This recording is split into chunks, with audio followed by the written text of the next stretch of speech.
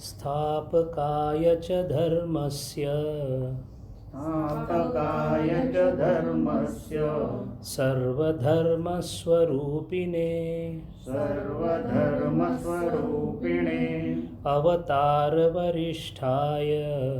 अवतारवरिष्ठाय रामकृष्णाय ते नमः. रामकृष्णाय ते नमः. हरि.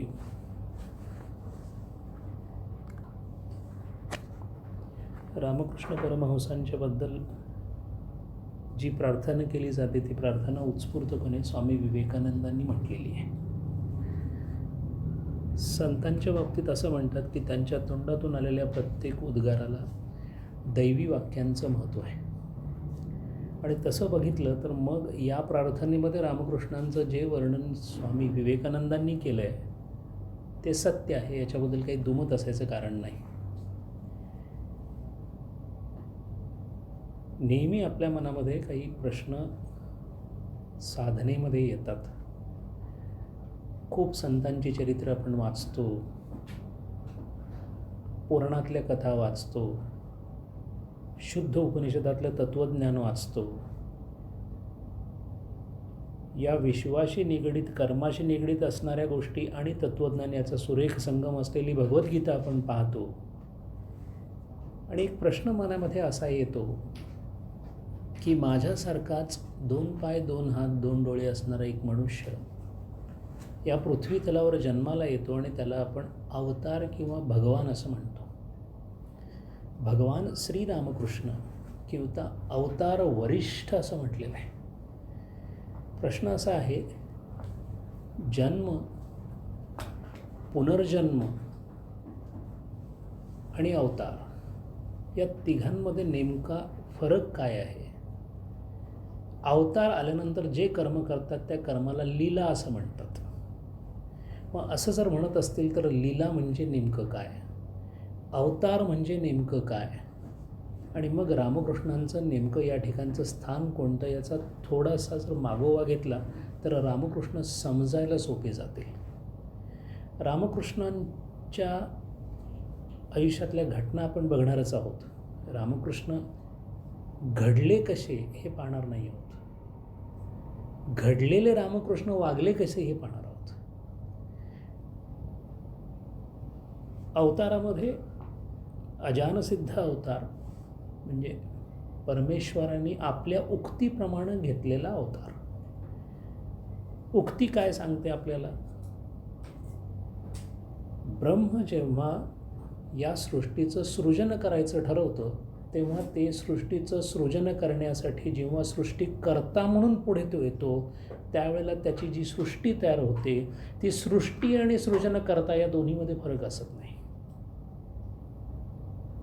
तत् सृष्ट्वा तत् अनुप्राविशत असं तत्तैतरी उपनिषदामध्ये म्हटलेलं आहे. त्यांनी ते बनवलं आणि त्यात त्यांनी अनुप्रवेश केला. प्रश्न असा येतो की परमेश्वराने तयार केलेल्या सृष्टीमध्ये त्यांनी सृष्टीचे नियम घालून दिलेले आहेत. या नियमांतर्गत जे स्वातंत्र्य दिलेलं आहे त्या स्वातंत्र्यामधलं सगळ्यात जास्त स्वातंत्र्य मानवाला दिलेलं आहे. ते स्वातंत्र्य जास्तीत जास्त असण्याचं कारण असं आहे की परमेश्वराच्या अत्युच्च गुणाची अभिव्यक्ती होऊ शकेल असा एकमेव योनी किंवा जन्म म्हणजे मनुष्य जन्म आहे. ती अभिव्यक्ती अशासाठी दिलेली आहे की माझ्या सृष्टीतून, सृष्टीचा एक घटक म्हणून माझ्या अत्युच्च गुणांनी युक्त असल्यामुळे तुझा एक ना एक दिवस तुला तुझ्या स्वरूपाची जाणीव व्हावी अशा दृष्टीने मी तुला तयार केलेलं आहे, अशी भगवंताची मनुष्य योनीच्या मागची भूमिका आहे.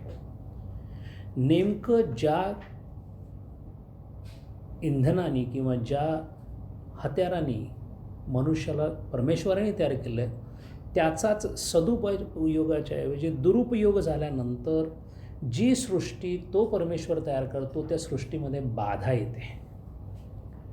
आणि बाधा येण्यासाठी परमेश्वराच्या ऐश्वर्याचा केलेला दुरुपयोग हे प्रमुख कारण आहे.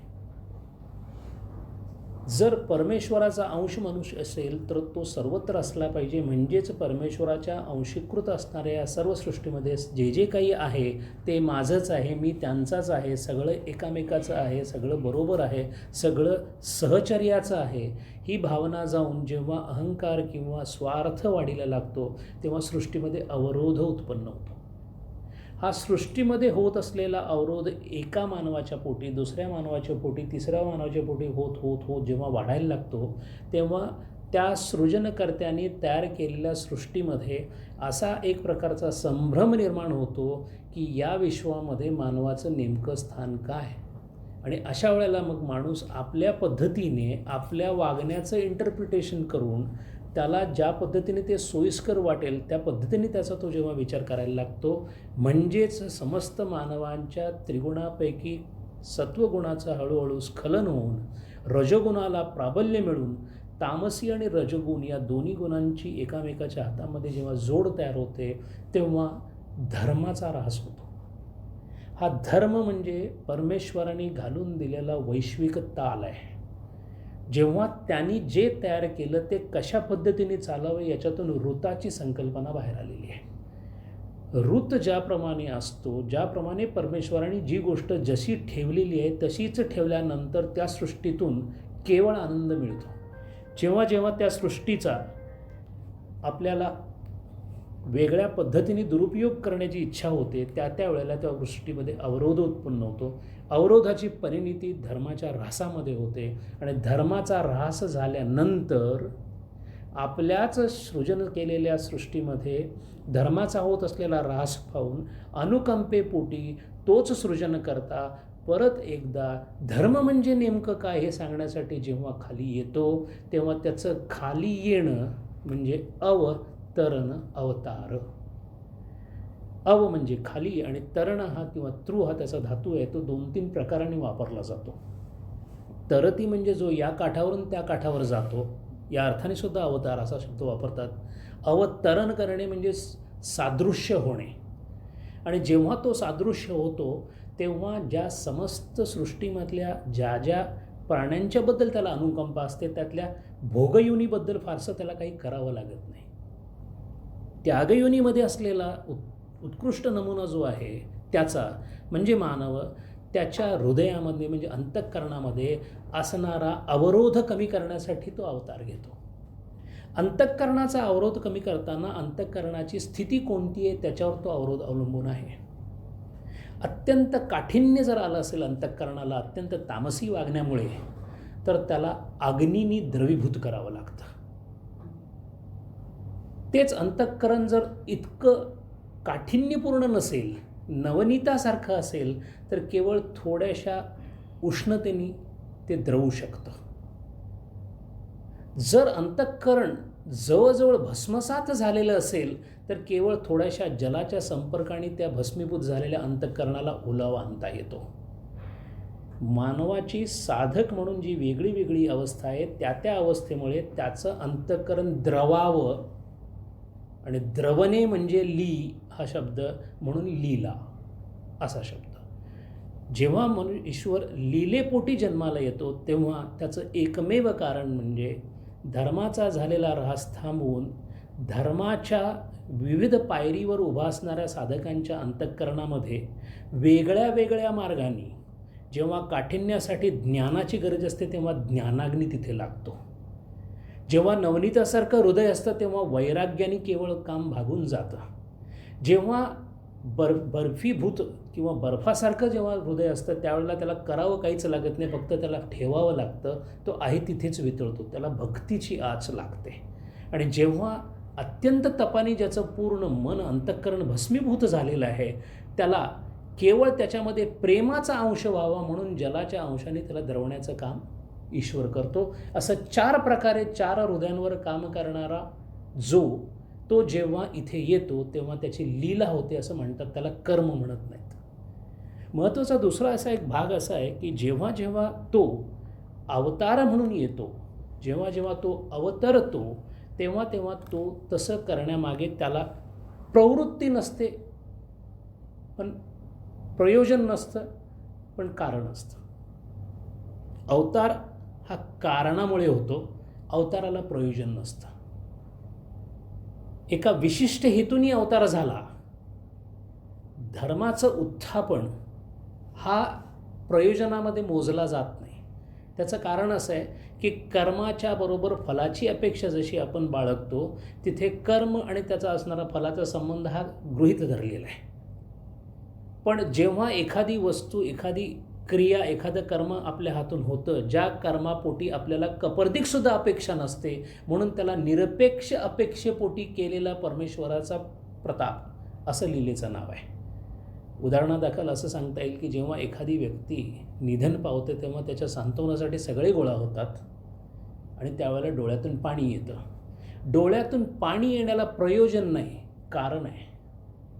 मृत्यू झाला म्हणून डोळ्यात अश्रू आले, पण अश्रूंचं प्रयोजन काय? काहीही प्रयोजन नाही.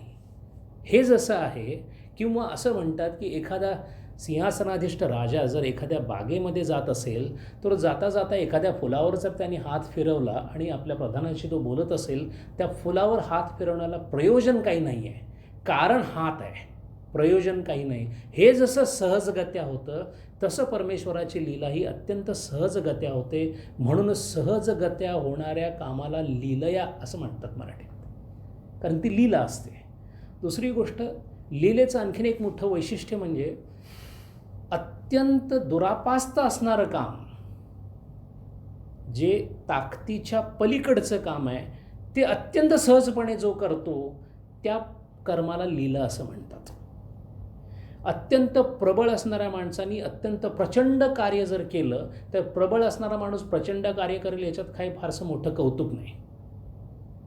पण असा विभुर्व्याप्त असणारा परमेश्वर जेव्हा केवळ 6 फूट किंवा 5.5 फुटाच्या देहामध्ये येऊन अवतार म्हणून प्रवेश करतो, तेव्हा त्याला चमत्कार किंवा लीला असं म्हणतात. संपूर्ण विश्व आणि विश्व सोडून आत्तापर्यंत जे अनुभूतीला आलेलं नाही असा भाग हा संपूर्ण ज्याच्या कह्यामध्ये आहे, तो केवळ मानवजातीच्या कल्याणासाठी एका शरीराला धारण करतो, याला लीला म्हणतात.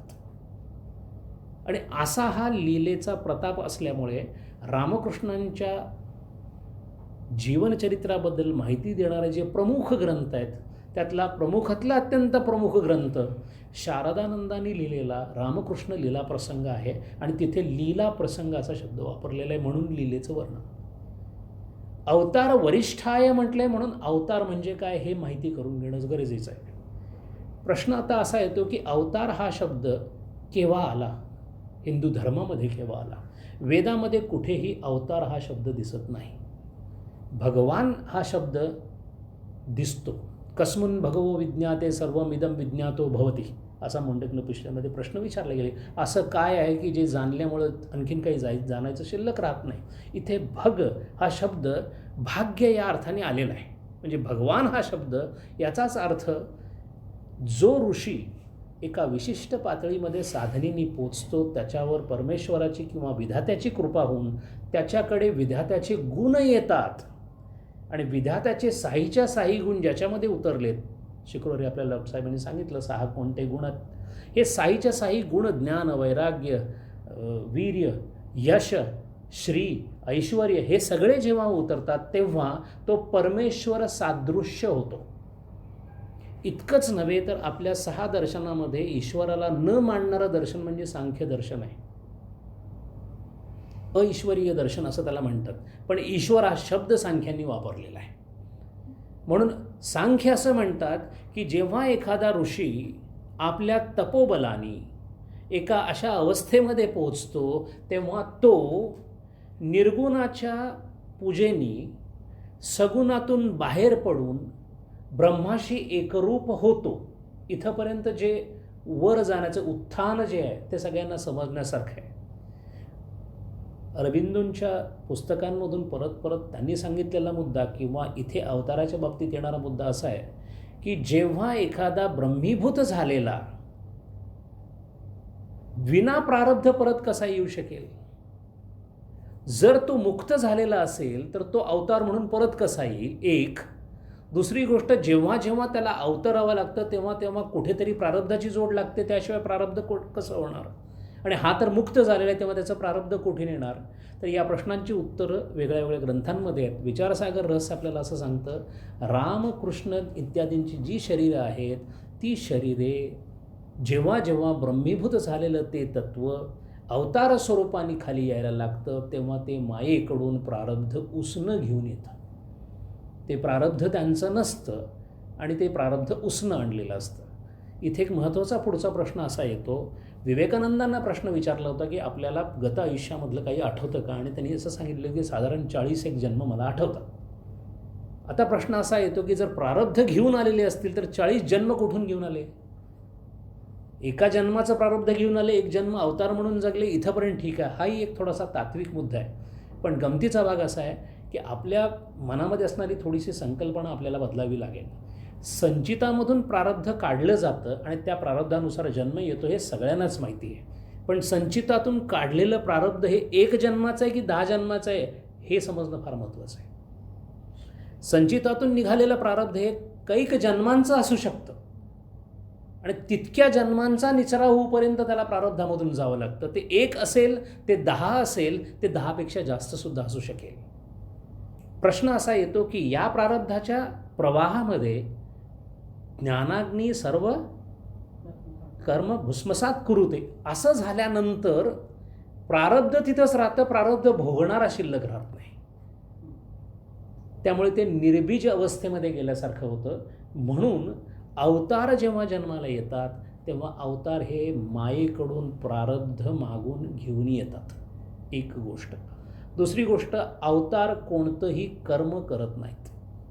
जे जे अवतार करतो ते ते लीला या सदराखाली मोडतं, कारण त्यांच्या करण्याला प्रयोजन किंवा फल नसतं, कारण असतं. दुसरी गोष्ट. तिसरी गोष्ट, अवतार जो आहे तो जन्मतःच मुक्त असतो आणि मुक्त असतो त्याबरोबरच जो अवतार असतो तो मुक्तही असतो आणि त्याबरोबरच त्याच्याकडून कोणत्याही प्रकारची फलाच्या अपेक्षेने कर्म करण्याची त्याची प्रवृत्तीच नसते. असं सगळं थोडंसं समजून घेतल्यानंतर आपल्या असं लक्षात येईल की ही जी लीला आहे भगवंताची ही किती प्रकारची आहे. त्याच्यामध्ये प्रकट लीला आणि अप्रकट लीला असे 2 भाग आहेत. अप्रकट लीला म्हणजे ज्या लीलेचा आपल्याला अजिबात संपर्क येत नाही पण ती लीला चालू असते. याबाबत एक प्रश्न महत्त्वाचा आपण आपल्याला विचारला पाहिजे. गीतेचा अभ्यास केल्यानंतर सुद्धा 11व्या अध्यायामध्ये विराट दर्शन झालं. प्रश्न असा आहे की विराट दर्शनामध्ये कृष्ण भगवानांनी अर्जुनाला दाखवलं की सगळेचे सगळे मेलेले आहेत. मग जे मेलेले होते ते नंतर मारले कसे? जर ते अगोदर मेलेले होते, जे अर्जुनांनी पाहिले, ते नंतर अर्जुनांनी परत मारले कसे? याचा अर्थ परमेश्वर प्रत्येक लीला प्रत्येक क्षणाला करतच असतो. त्याची जाणीव आपल्या बुद्धीच्या कक्षेच्या बाहेर आहे, म्हणजे मानवी बुद्धीच्या कक्षेच्या. म्हणून असं म्हणतात की रामाचा जन्म हा प्रत्येक क्षणी होतो. म्हणूपर्यंत रामाचे 2-3 जन्म होऊन गेले. अशा प्रकारच्या परमेश्वराच्या लीलेला जी अगाध आहे असं म्हणतात, अकथ कहाणी, ज्याच्याबद्दल फारसं आपल्याला बोलता येत नाही, अशी लीला जेव्हा परमेश्वराची होते तेव्हा ती अप्रकट लीला असते. जेव्हा ती रामकृष्ण परमहंसांच्या रूपाने येते तेव्हा ती प्रकट लीला असते. आणखीन एक फरक आहे, अप्रकट लीलेला कुठल्या स्थानावर परमेश्वराला जावं लागत नाही, कारण तो विभुर्व्याप्त आहे. त्यामुळे ती सतत सगळीकडे संपूर्ण सृष्टीमध्ये चालूच आहे. किंबहुना सृष्टीमध्ये होणारे जितके बदल आहेत हे सगळेच्या सगळे बदल त्याच्या लीलेचाच भाग आहे. आणि असा हा लीलेचा भाग आहे हे कळाल्यानंतर स्वामी विवेकानंदांना त्याच्या शिवाच्या स्वरूपामध्ये असणाऱ्या विनाशाचा जो भाग आहे, लीलेचा भाग, त्याचा भयंकर आनंद त्यांना झाला. म्हणून कालीवर त्यांनी जी कविता केली त्याच्यामध्ये कालीचं आव्हानच असं केलेलं आहे की अशी ये की एका तुझ्या वादळाच्या झंझावातामध्ये हजारो लाखो मृत्युमुखी पडोत. मृत्यूकडं पाहण्याचा दृष्टिकोन लीलेच्या मार्फत जेव्हा बदलतो, आणि हे फक्त जीवनमुक्ताच्या बाबतीत शक्य आहे. त्यामुळे एक प्रकट लीला आहे, एक अप्रकट लीला आहे. त्यामुळे प्रकट लीलेसाठी देश असावा लागतो, एका ठिकाणी ती लीला घडते. आणि या सगळ्या लीलेच्या मागचं प्रयोजन इतकंच असतं की यदा यदा हि धर्मस्य ग्लानिर्भवति भारत अभ्युत्थानम अधर्मस्य. जेव्हा अधर्माचं वारं वाढलेलं आहे, तेव्हा धर्म म्हणजे काय हे नुसतं सांगण्यासाठी नव्हे, धर्माचा झालेला ऱ्हास आणि ह्या ऱ्हासामधून बाहेर पडण्यासाठी मानवी बुद्धीची कुमकुवत क्षमता ही लक्षात घेऊन परमेश्वर अनुकंपेने अवतार घेतो. ज्या ज्या वेळेला तो अवतार घेतो त्या त्या वेळेला त्या अवतारानंतर धर्माची परत एक लाट तयार होते. आज जवळजवळ 120 वर्षानंतर स्वामी विवेकानंद अजूनही तितकेच जिवंत वाटतात. आणि जितका या ऋषींचा प्रभाव मोठा, याच्यामध्ये तारतम्याची भाषा अजिबात अपेक्षित नाही. सगळे जीवनमुक्त एकाच जातीचे असतात. पण काही, जसं शास्त्रांमध्ये सांगितले, काही काजव्याच्या रूपाने चमकतात, काही दिव्यांच्या रूपाने चमकतात, काही चंद्राच्या रूपाने चमकतात, काही सूर्य म्हणून येतात. ज्याची जी अवस्था त्याप्रमाणे त्याचा परिणाम.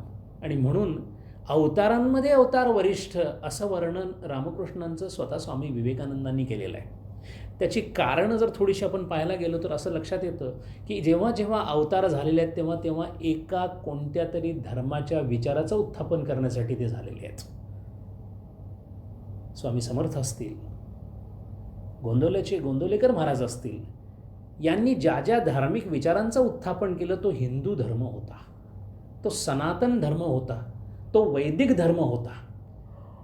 पण आत्ता जो अवतार झाला, या रामकृष्ण हा पहिला असा अवतार आहे की ज्या वेळेला एकेकाळी जगामध्ये त्याच्या प्रगतीनुसार दळणवळणाची जी काही प्रगती झाली ती न झाल्यामुळे भारतामध्ये हिंदू धर्म चोख आणि स्वच्छ जसाच्या तसा राहिलेला होता. आता तो तसा न राहता त्याच्यामध्ये इतर धर्मांचं वारं येऊन पसरल्यानंतर प्रचंड संभ्रम आणि गोंधळ सुरू झाला. ज्या कलकत्त्यामध्ये मंत्रघोषांचे उच्चार ऐकू येत होते तिथे प्रत्येकाच्या घरी बीफ खाऊ जायला लागलं आणि प्रत्येकाला हा असा सांगणारा ख्रिश्चन धर्म मोठा वाटायला लागला. राज्यकर्ते म्हणून जे आले त्यांनी जवळजवळ 700 वर्ष आपला धर्म किती श्रेष्ठ आहे सांगण्यासाठी जवळजवळ सगळ्यांना बळजबरी करून काही गोष्टी करायला लावल्या आणि खरोखरच मनात असे संभ्रम व्हायला लागले की हिंदू धर्म खरोखरच तसा नेभळट वाटतो की काय, याला संभ्रम म्हणतात. म्हणून आपली धर्मावरची पकड अत्यंत व्यवस्थित राहावी. त्याचबरोबर ज्या धर्माने आपल्या धर्माला त्रास दिला त्या धर्माची तत्त्व चुकीची आहेत की धर्म आचरण करणारे चुकीचे आहेत याबद्दल स्पष्टता यावी, हे प्रमुख कारण घेऊन आलेला एकमेव अवतार म्हणजे रामकृष्ण परमहंस आहे. डोसिटिझम नावाचा एक प्रकार आपल्याला ख्रिश्चन धर्मामध्ये ऐकायला मिळतो. डोसिटिझम म्हणजे या मतानुसार, हे मत साधारण जीसस ख्राइस्ट गेल्यानंतर 100 वर्षामध्ये एका संतांनी सांगितलं. त्यांचं असं मत होतं की जीसस ख्राइस्ट हे मनुष्य नव्हते. म्हणजेच त्याचा अर्थ असा होता की त्यांच्या दृष्टीने ते अवतार होते. फक्त त्यांना अवतार म्हटल्यामुळे जवळजवळ 400 वर्ष या डोसिटिझमला ख्रिश्चॅनिटीमधून बाहेर काढण्यात आलं होतं. पण हाच प्रकार जेव्हा नंतर लक्षात आला तेव्हा चक्क दुसऱ्या तिसऱ्या कुठल्या पुस्तकामध्ये न लिहिता कुराणमध्येच असा उल्लेख आला की जीसस ख्राइस्टला मारलं असं जे म्हणतात, मी त्यातले शब्द सांगतोय की मेरीच्या पुत्राला मारलं असं जे जे म्हणतात त्यांना मरण कळालेलंच नाही कारण तो कधीही मारला जात नाही असा उल्लेख कुराणमध्ये आहे. म्हणजे जिथे त्यांना असणारं शरीर हे मानवी शरीर नव्हतं असं सांगणारं ख्रिश्चॅनिटी पण आहे. याचा अर्थ अवतार ही संकल्पना सगळ्या ठिकाणी आहे. जेव्हा सगुणाच्या पूजेमधून निर्गुणाच्या पूजेकडे ऋषी पुढे जातात तेव्हा निर्गुणाच्या पूजा झाल्यानंतर जेव्हा ब्रह्मीभूत होण्याच्या परिस्थितीत आहेत तेव्हा अत्यंत अनुकंपेने, आणि आपण हे विवेकानंदांच्या चरित्रामध्ये निश्चित पाहिलेलं आहे, स्पष्ट विवेकानंदांनी असं म्हटलेलं आहे की कोण पुनर्जन्माला घाबरतो, मला 100 जन्म आले तरी चालतील पण माझ्या हातून फक्त दरिद्री नारायणाची सेवा व्हावी अशी माझी इच्छा आहे. इतकंच नव्हे तर याचा परिणाम बुद्धवादी तत्त्वज्ञानावर इतका झाला की हिनयान म्हणजे पहिल्यांदा असणारा जो थेरवदा नावाचा जो बुद्धांचा पंथ होता त्या पंथामध्ये प्रत्येकाला निर्वाण हवं होतं. पण आपले निर्वाण करून घेऊन जायचं आणि मग बाकीच्यांचं काय होणार याच्याबद्दल अजिबात मनामध्ये काही संदेह ठेवायचा नाही, ही अत्यंत स्वार्थीपणाची भावना समजली गेली. आणि म्हणून बुद्ध परत परत येणार आहे. आत्ता येणारा मैत्रेय बुद्ध आहे जसं आपल्याकडे कालकी अवतार आहे असं म्हणतात, तसा मैत्रेय बुद्ध येणार आहे. या सगळ्याच्या मागची संकल्पना एक अशी आहे की निरपेक्ष अपेक्षा, डिझायरलेस डिझायर नावाचा एक प्रकार आहे. पसायदान मागताना जो जे वांछिल तो ते लावो हे मागून गेले ज्ञानेश्वर. याचा अर्थ संकल्प मागण्याचा झालेला आहे, आणि मागणं म्हणजे इच्छा आहे, आणि इच्छा म्हणजे जन्म आहे. वासनेसंगे जन्म घेणे लागे, ती वासना कितीही उच्च असो. किंबहुना साधनेच्या प्रत्येक पातळीवर आपण परमेश्वरा तुझं मला दर्शन व्हावं ही इच्छा घेऊनच करतो. याचा अर्थ असा की काही इच्छांमध्ये जी निरपेक्ष इच्छा आहे, ज्याच्यामध्ये मानवजातीचं कल्याण व्हावं अशी इच्छा असल्यामुळे अशा ब्रह्मीभूत झालेल्याला सुद्धा अवतारापोटी ते ब्रह्मस्वरूप परत परत जन्माला घालतं, ज्याच्यामध्ये त्याची इच्छा पूर्ण होते, धर्माचा होत असलेला ऱ्हाससुद्धा थांबतो आणि धर्माचं उत्थापन होतं. इतक्या मोठ्या कारणांमुळे अवतार ही संकल्पना आपल्याकडे पुढे आलेली आहे. साधारण 6व्या-7व्या शतकानंतर ही संकल्पना सगळ्याच ठिकाणी मूळ धरताना दिसते. जेव्हा आपण साधारण अवताराची संकल्पना बघतो तेव्हा विष्णूचे अवतार सगळ्यांना माहिती आहेत, सगळ्यात जास्त ते सांगितले गेलेले आहेत. अर्थात त्याची संख्या वेगळी वेगळी आहे. काही ठिकाणी 15 आहे, काही ठिकाणी भागवतामध्ये ते 30पर्यंत घेऊन गेलेले आहेत. शिवांचे अवतार सांगितलेत, गणेशांचे अवतार सांगितलेले आहेत, पण सगळ्यांचा मूळ हेतू तोच आहे. आणि अशा अवतारांचा अभ्यास करण्याचा एकमेव हेतू असा आहे की अवतारांचा अभ्यास करणे म्हणजेच ब्रह्माचा सगुण रूपातला अभ्यास करणे. साधनेमध्ये कोणत्याही प्रकारची अडचण किंवा शंका राहणार नाही इतपत अवताराचं कार्य असतं. आणि केवळ अवतार अनुभूतीतूनच सांगत असल्यामुळे, कारण अनुभूती पूर्वजन्मच असतो, अनुभूती जन्मानंतर होत असेल तर ते साधनसिद्धता आहे. अजानसिद्ध हा अनुभूतीच्या पातळीवरच वावरत असतो. आणि म्हणून अशा लोकांचं किंवा अशा व्यक्तीचं चरित्र पाहणं हे साधकाच्या दृष्टीने अत्यंत महत्त्वाचं आहे. सांख्य अशा पुरुषाला प्रकृती लीन असं म्हणतात. ईश्वर हा शब्द ते वापरत नाहीत. पण या प्रकृतीलीन पुरुषांचे किंवा ऋषींचे त्यांनी 2 प्रकार सांगितलेले आहेत. त्यातला एक मात्र प्रकार त्यांनी म्हणताना ईश्वर असा शब्दसुद्धा वापरला आहे. कल्पनियंत्रक ईश्वर अशी एक संकल्पना आहे. कल्पनियंत्रक ईश्वर म्हणजे त्याच्याकडे कल्पाचं नियंत्रण जातं असा ईश्वर, आणि एक ईश्वर कोटी असं समजलं जातं. रामकृष्ण परमहंसांच्या शिष्यांमधले 6 शिष्य ईश्वर कोटी होते. आणि हे दुसऱ्या तिसऱ्या कोणी सांगितलं नव्हतं, स्वतः रामकृष्णांनीच सांगितलं की हे 6चा 6 ईश्वर कोटी आहेत. ईश्वर कोटी म्हणजे केवळ उत्पत्ती, स्थिती आणि लय ह्या 3 गोष्टी सोडून सगळे ईश्वराच्या ताकद किंवा शक्ती त्यांच्याकडे असतात.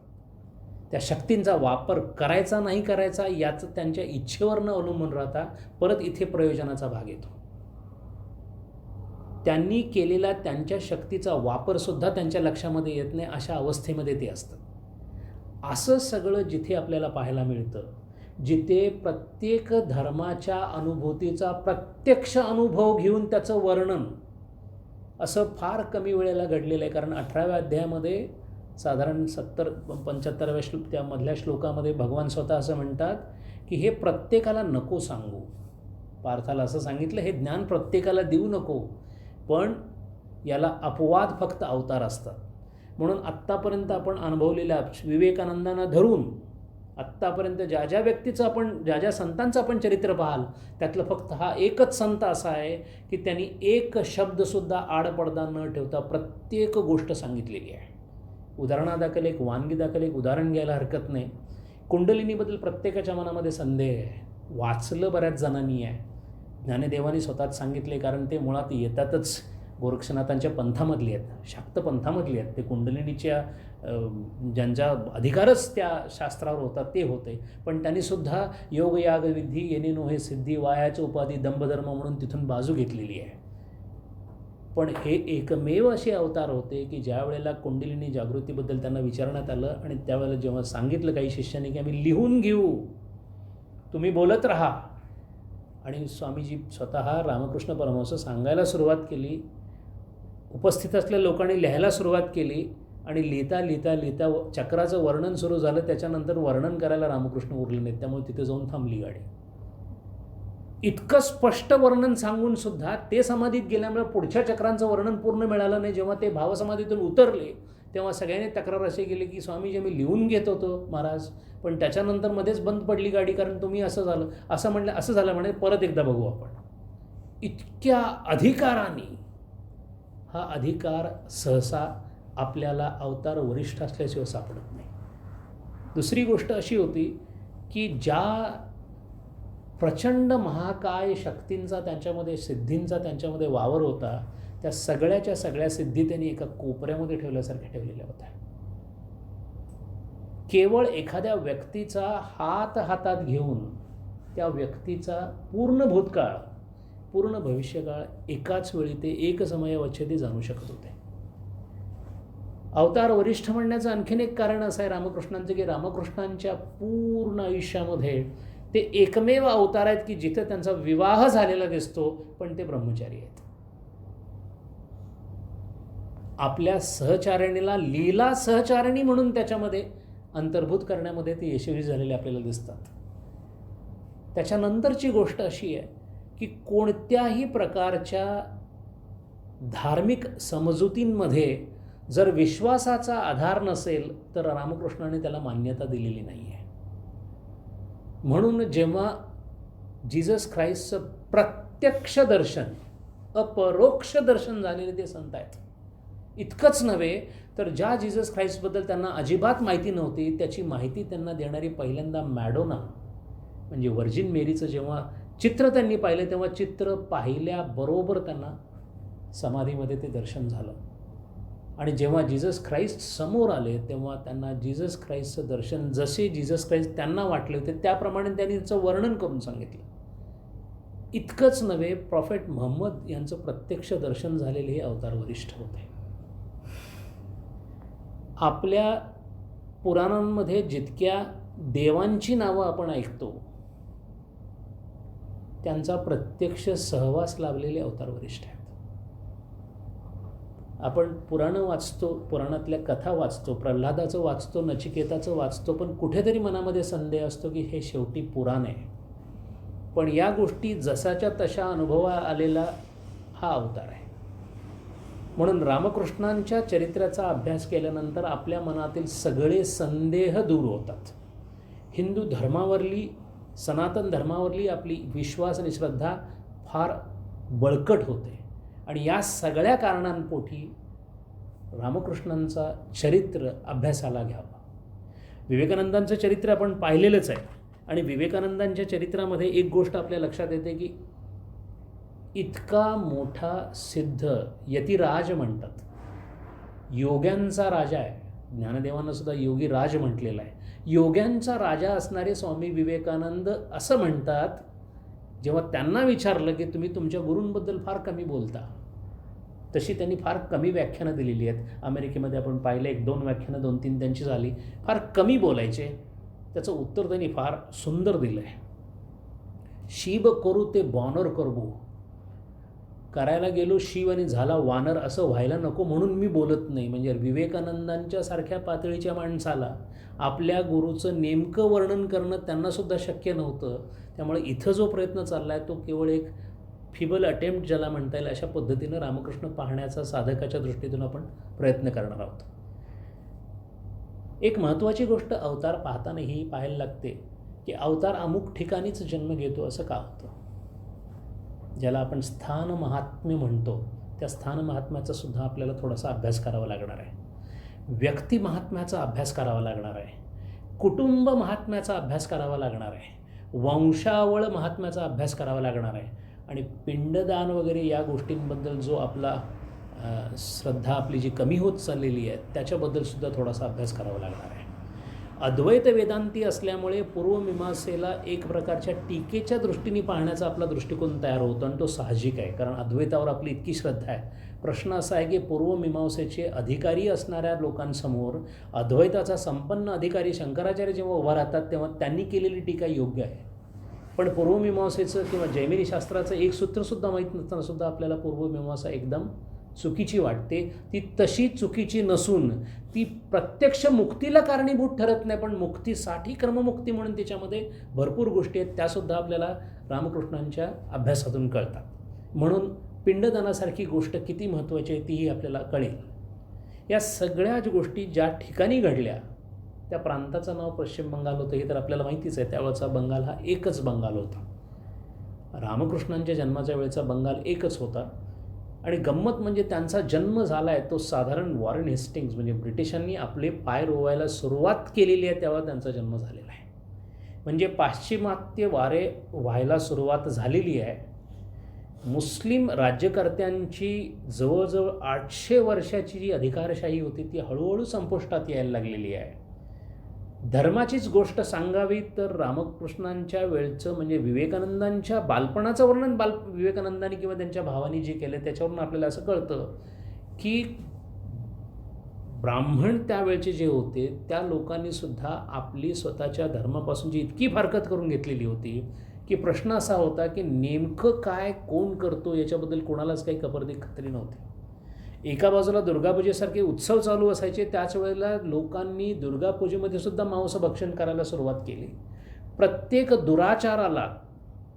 दुराचाराला हिंदू धर्मातल्या कोणत्या ना कोणत्या तरी गोष्टीचं कारण देऊन वामाचार फार वाढीला लागलेला होता. अशी साधारण परिस्थिती होती. त्यावेळेला एक जे गाव जिथे स्वामी रामकृष्ण परमहंस होते त्या गावामध्ये आपल्याला सगळ्यांना माहिती आहे ते गाव कामारपुकूर. पण कामारपुकूर हे त्यांचं मूळ गाव नव्हे. 150 वर्षापूर्वी डेरे नावाचं एक खेडं होतं. त्या कामारपुकूरपासून जवळजवळ 30 किलोमीटरवर आहे, 25 किलोमीटरवर. या डेरे या नावाच्या गावामध्ये मुखोपाध्याय नावाची मंडळी येऊन स्थायिक झाली. रामकृष्णांच्या घरामध्ये 150 वर्षापासून प्रभू रामचंद्रांची पूजा चालू होते. आणि आपल्याला कळतं की त्यांच्या अख्ख्या पिढीमध्ये कुणाचंही नाव राम असल्याशिवाय कधी लावलेलं नाही.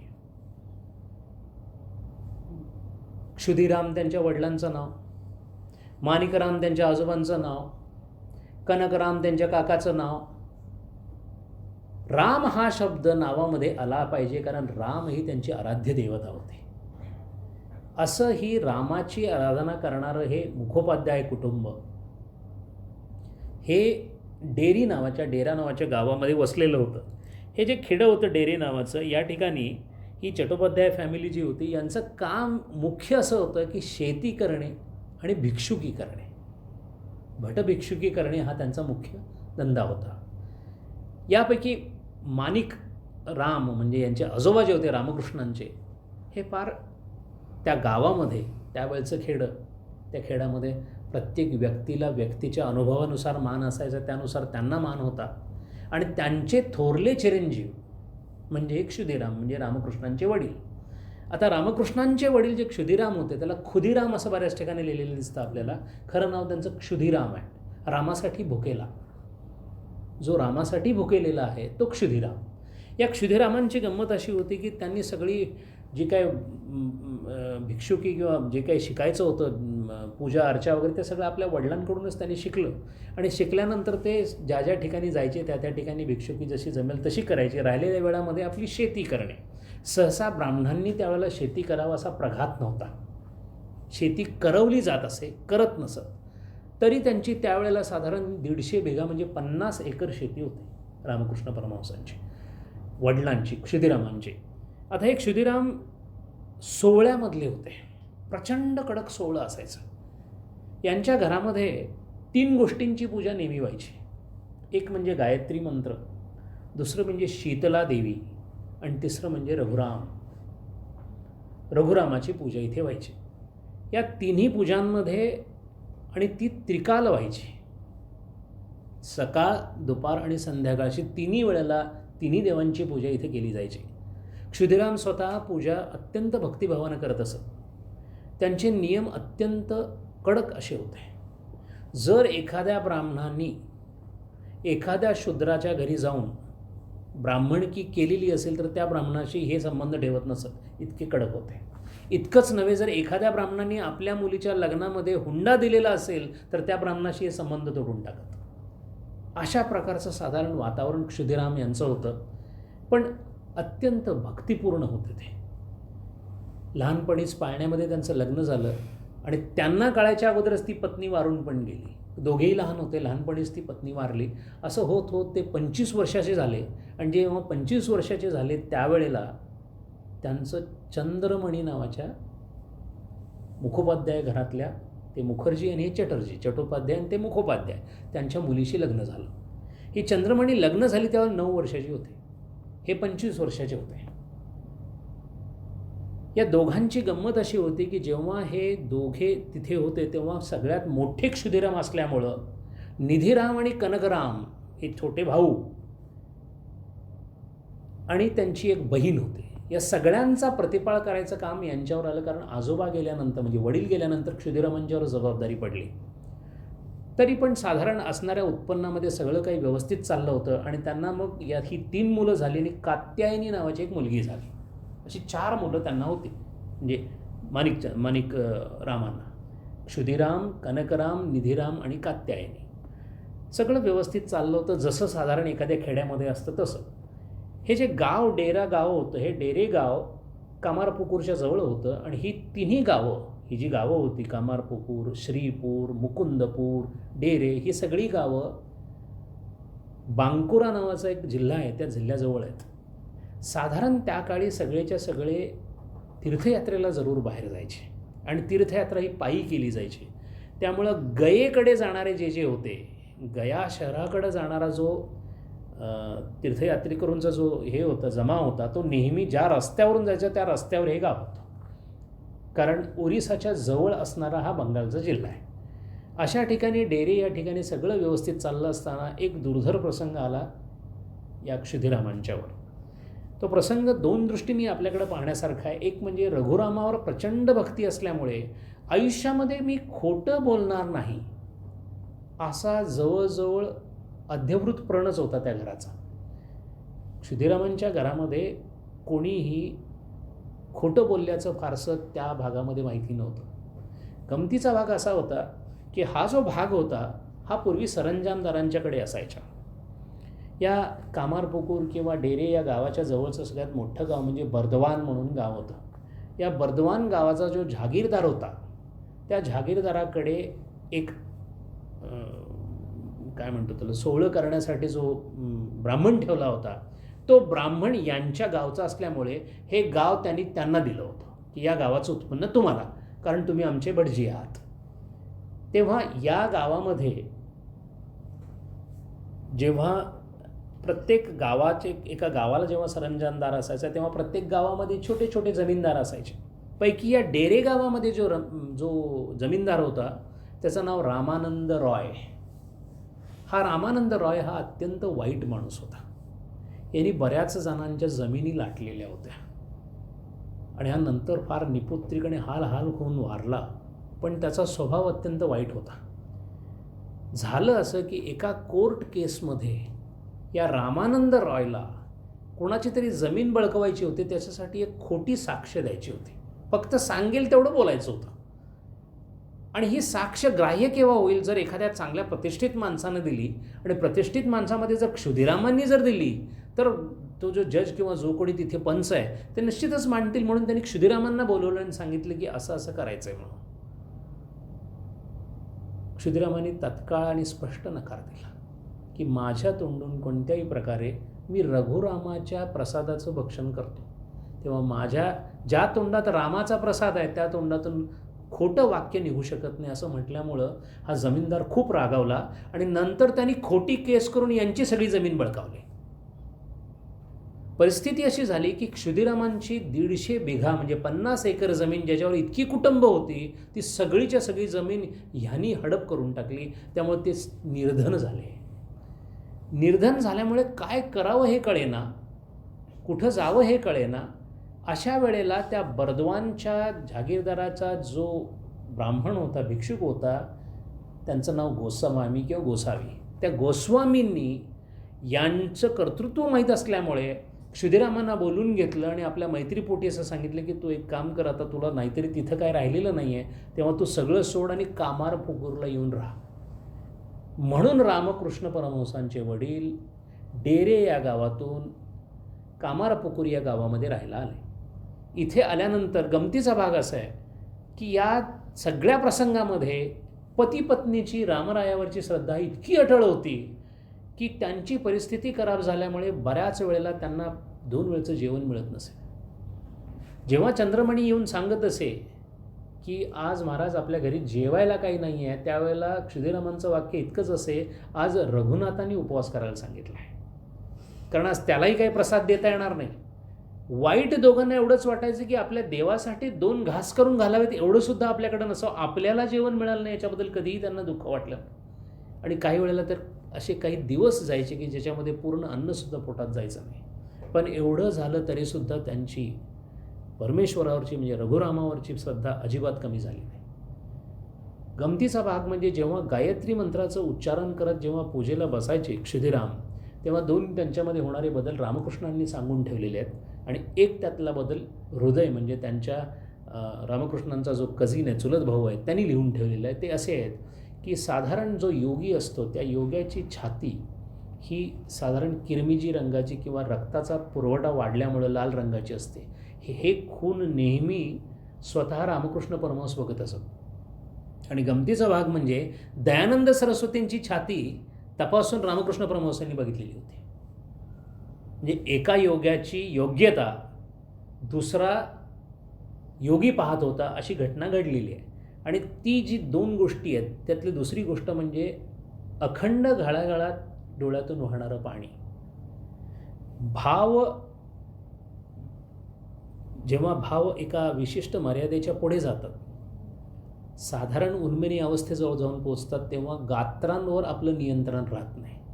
कारण गात्रांचं नियंत्रण राहण्यासाठी असणारी जी शुद्ध आहे ती त्या देहाबरोबर राहत नाही. असं असल्यामुळे गायत्री मंत्राचं उच्चारण करताना हे 2 बदल नेहमी क्षुदिरामांमध्ये दिसायचे. हे स्वतः रामकृष्णांनी आपल्या लहानपणी लिहून ठेवलेलं आहे, पाहिलेलं आहे. ते पुढं नंतर त्यांनी आपल्या शिष्यांना सांगितलंसुद्धा आहे. असे हे क्षुदिराम जेव्हा कामारपुकूरला राहायला आले तेव्हा त्यांना फक्त अर्धा एकर जमीन दिली.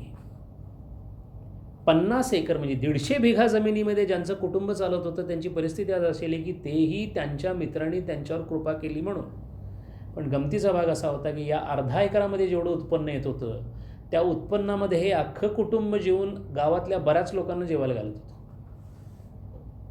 आणि कारण असं होतं की जे काम करणारे लोक होते ते पेरणीच्या वेळेला क्षुदिरामांना येऊन सांगायचे की पेरणी अमुक अमुक तारखेला आहे. त्यावेळेला क्षुदिराम स्वतः भाताची काही रोपटी आपल्या हातामध्ये घेऊन रघुरामाच्या समोर उभं राहायचे आणि रघुरामाला सांगायचे की रामा, आता मी पेरणीला सुरुवात करतोय, तेव्हा तू बघून घे पुढचं काय असेल ते. 5 किंवा 10 रोपटी फक्त पेरणी हे करून यायचे, बाकीचे सगळं काम कामगार करायचे. पण वर्षाच्या अखेरीस अर्ध्या एकरामधून येणाऱ्या उत्पन्नामध्ये हे कुटुंब तर चांगलं जगायचंच. चंद्रमणी देवींची तर अवस्था फार वेगळीच होती.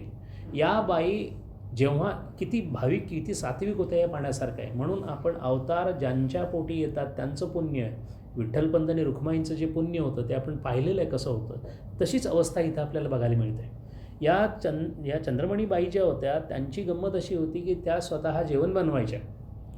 पहिला जेवण हे रघुरामाला, ते रघुरामाचं जेवण झाल्यानंतर सगळ्या बालकांना, घरातली जेवढी लहान मुलं आहेत त्यांना, त्यांचं जेवण झाल्यानंतर घरातल्या मोठ्यांचं जेवण झाल्यानंतर ती जेवण बांधून घेऊन त्या बाई गावामध्ये जायच्या. गावामध्ये ज्यांच्या कारण त्यावेळेला गरिबी इतकी होती की 1-2 घरं अशी असायची की जिथं दिवा आज चूल पेटलेलीच नाही, तिथं जाऊन त्यांना जेवायला घालायच्या. असं सगळं करत करत जेव्हा 2-3 वाजता परत यायच्या तेव्हा ते आपलं थोडंसं अन्न भक्षण करायचे. असं चंद्रमणी देवींचं हे होतं. क्षुदिरामांची तरी अवस्था अशी होती की हळूहळू ते जो धक्का तिथे लागला डेरे या गावामध्ये, त्या तेवढ्या धक्क्यातूनच ते विरक्तीच्या मार्गाला लागले. ते जवळजवळ वानप्रस्थातच होते. त्यांच्या मुखात सतत रामनाम असायचा. या रामनामापोटी त्यांना किती रामनामाची आस होती हे पाहण्यासारखं आहे.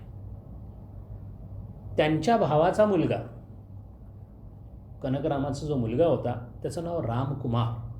हा रामकुमार मिदनापूर नावाच्या जिल्ह्यामध्ये वकील झाला होता. आणि हा साधारण रामकृष्ण परमहंसांच्या घरातला हा पहिला मुलगा की जो चांगला पगार मिळवायला लागला. त्यांनी आपल्या काकांची आणि सगळ्यांची आदर करत तो जे मिळवायचे त्यातले 15 रुपये तो यांना पाठवायचा, क्षुदिरामांना, 10 रुपये आपल्या वडिलांना आणि 10 रुपये की नाही म्हणजे धाकट्या काकांना, अशा तिघांना तो पैसे पाठवायचा. कधी कधी काय व्हायचं की जर तो कामात असेल तर इकडे क्षुदिरामांना आपल्या भाच्याची काळजी वाटायची.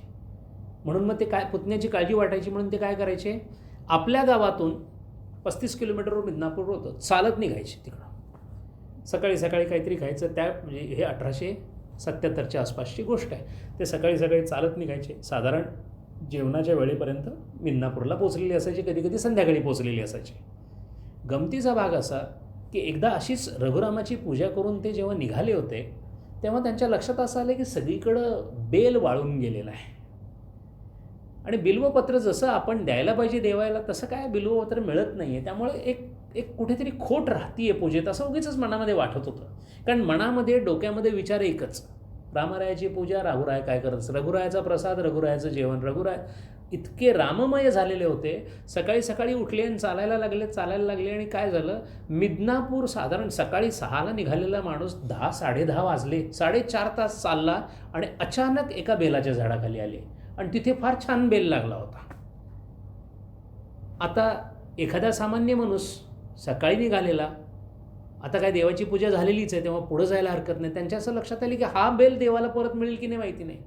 ताबडतोब सगळा बेल गोळा केला, एका ओल्या टॉवेलात बांधला आणि 4.5 तास उलटे चालत परत आले आणि आल्या रघुरामाची पूजा केली. चंद्रमणीने पाहिल्या विचारलं, त्याने विचारलं का आज काय गेला नाहीत का मिदनापूरला? ते म्हणाले नाही, असं झालं, जाऊन आलो, मधून मी असं आलो. इतकी पूजेवर त्यांचा विश्वास, इतका रघुरामावर त्यांचा विश्वास होता. आणि म्हणून एकदा त्यांनी असं ठरवलं की आता आपल्याला रामकुमार नावाचा मोठा मुलगा, आता मला रामेश्वरला जायला लागेल. 1 वर्ष लागलं. कलकत्त्याहून म्हणजे त्या गावाहून रामेश्वरला त्या काळी चालत गेले. याच्यामध्ये कुठे राहिले, कसे राहिले, काय भिक्षा मागितली माहिती नाही, पण रामेश्वराला जाऊन रामेश्वराचं दर्शन घेतलं, कारण शेवटी दर्शन परत रामाचंच घ्यायचं होतं. या घरामध्ये रामचंद्र सगळीकडे आपल्याला दिसतात. नावामध्ये सगळ्यांच्या राम आहे, पण बरोबरच रामाचं अस्तित्वसुद्धा प्रत्येकामध्ये आपल्याला पुढं पाहू तसं दिसत जाईल. जेव्हा रामेश्वरून परत आले तेव्हा येताना त्यांच्या लक्षात असं आलं की जसं ते परत आले आणि परत आल्यानंतर रामेश्वरून आलेल्या व्यक्तीचं नेहमी दर्शन घेतात. त्यात गावामध्ये प्रतिष्ठित आणि स्वभावाने सात्विक असे क्षुदिराम असल्यामुळे सगळी लोक दर्शनाला यायचे. असंच दर्शन घेत असताना एक दिवस त्यांनी असं ठरवलं की आपण थोडंसं पलीकडच्या गावामध्ये जाऊन यायला हरकत नाही. काहीतरी काम निघालं म्हणून निघाले क्षुदिराम. जेव्हा बाहेर निघाले तेव्हा उन्हाचे दिवस होते, घाम चाललेला, वयही त्यांचं तसं काही कमी नव्हतं. तेव्हा त्यांनी असा विचार केला की आता थोडंसं कुठं झाड वगैरे दिसतंय काय बघावं, थोडंसं खाऊन घ्यावं आणि झोपावं, असं म्हणून ते तिथं निद्रिस्त झाले. आणि ज्या ठिकाणी ते झोपले त्या ठिकाणी त्यांना एक स्वप्न पडलं. स्वप्नामध्ये त्यांना भगवान रामचंद्र समोर आले. त्यांच्या रामचंद्रांच्या मूर्तीचं वैशिष्ट्य हे आपल्याला सुद्धा पाहण्यासारखं आहे. रामचंद्र प्रत्येकाला वेगळ्या वेगळ्या मूर्तीमध्ये, आता चाफळची मूर्ती बघितल्यानंतर रामचंद्र वेगळेच दिसतात. काळा रामाला बघितलं की त्याचा रंग वेगळाच आहे. यांना जे रामचंद्र दिसले ते नुकत्याच फुटलेल्या गवताच्या पातामध्ये जसा हिरवा रंग असतात तसे राम दिसले. आणि जेव्हा रामचंद्र समोर दिसले तेव्हा ते नुसते दिसले नाहीत, त्यांनी स्पष्ट सांगितलं, क्षुदिरामा, अरे मला बरेच दिवस इथं कोणीतरी जमिनीखाली गाडून ठेवले रे. स्वप्नातच त्यांना आश्चर्य वाटलं की रामचंद्र आपल्याशी प्रभू कसे बोलत आहेत. त्यामुळे त्यांना असं फार आनंद झाला आणि विचारावं असं वाटलं कुठं आहे वगैरे, पण लक्षात आलं की अरे हे सगळं जर मी घेतलं रामचंद्रांना, त्यांची पूजा करणं इतपत माझ्याकडं काय आहे. 2-2, 3-3 दिवस रघुरामाला प्रसाद जात नाही आणि याचं जर माझ्याकडून झालं नाही तर काय. म्हणून त्यांनी स्वप्नातच रामचंद्रांना सांगितलं, माझ्याच्यानी तुमची पूजा झाली नाही तर मला त्याचं पाप लागेल, मला त्या वांगडीत नका टाकू. रामचंद्र स्वतः म्हणाले, तू देशील ते मी खातो रे, फक्त तू मला तुझ्या घरामध्ये नेऊन ठेव. एवढं स्वप्न संपलं आणि ते स्वप्नातून जागे झाले. आणि स्वप्नातून जागे झाल्यानंतर इकडं तिकडं पाहावं म्हणतात तर त्यांना एक शाळीग्राम, रामाच्या स्वरूपामध्ये शाळीग्राम दिसला. फरक फक्त एकच होता, त्या शाळीग्रामाच्या मागे एक मोठा नाग फणाकडून उभा राहिलेला होता. पण रामाचं स्वप्न पडलेलं, रघुरायाचं भाव सगळे मनामध्ये जागृत झालेले, त्यामुळं आता याच्यात डंख झाला काय आणि काही झालं काय, दंश झाला तरी काही नाही, म्हणून त्यांनी सरळ हात पुढं केला. तो जो नाग होता तो बिळामध्ये निघून गेला आणि त्यांनी त्या मूर्तीला तिथून उचललं, तिथून सरळ घरी घेऊन आले आणि घरामध्ये प्रतिष्ठापना केली. ते आजही त्यांच्या मंदिरामध्ये तो आपल्याला राम पाहायला मिळतो. असं रामाचं प्रत्यक्ष दर्शन झाल्यानंतर मग मात्र त्यांच्या मनातले भाव बदलायला लागले. आणि मग आता हळूहळू असं लक्षात यायला लागलं की ते बऱ्याच वेळेला भाव अवस्थेमध्ये असायचे. पूजा चाललेली असायची. पुष्कळ लोकांच्या असं लक्षात यायचं की क्षुदिराम जेव्हा पूजा करतात तेव्हा पूजेमध्ये फार चांगला मधुर असा आवाज येतो त्यांच्या तोंडात. ते जेव्हा मंत्र उच्चारतात तेव्हा ते मंत्र ऐकत राहावं असं वाटतं. ज्या लोकांचा शास्त्राशी संबंध नाही अशी बरीचशी लोकं क्षुदिरामांच्या पूजेच्या वेळेला कान देऊन ऐकत असायची, डोळे पाहून बघत असायचे की अशी पूजा व्हावी. पूजेमधला जो रस आहे, क्षुदिराम तर त्या पूजेमध्ये होतेच, पण पाहणाऱ्यांना सुद्धा ती पूजा पाहत बसावं असं वाटायचं. आणि ह्याच एका गोष्टीमुळे जेव्हा ते स्नानाला जायचे, त्या काळी साधारण तळ्यामध्ये आंघोळ करण्याची प्रथा होती. तिथे 4 तळी होती कामारपुकूरमध्ये. त्यातलं हलधर तळं नावाचं एक मोठं तळं होतं. ते महत्त्वाचं एवढ्यासाठी कारण खूप पुष्कळ वेळेला डुंबण्यासाठी रामकृष्ण तिथं गेलेले आहेत. या गोष्टींचं महत्त्व काय आहे ते आपल्याला जेव्हा कळतं, जेव्हा एखाद्या मायावतीसारख्या ठिकाणी आपण जातो आणि ज्या ठिकाणी विवेकानंद ज्या तळ्याच्या भोवती फिरलेत तिथे आपण जाऊन उभा राहिलो की आपल्याला लगेच जाणवतं की इथं काहीतरी मोठं आहे. त्या जागेचं, त्या भूभागाचं, त्या जलभागाचं सुद्धा नशीब असतं की त्या ठिकाणी अवतार.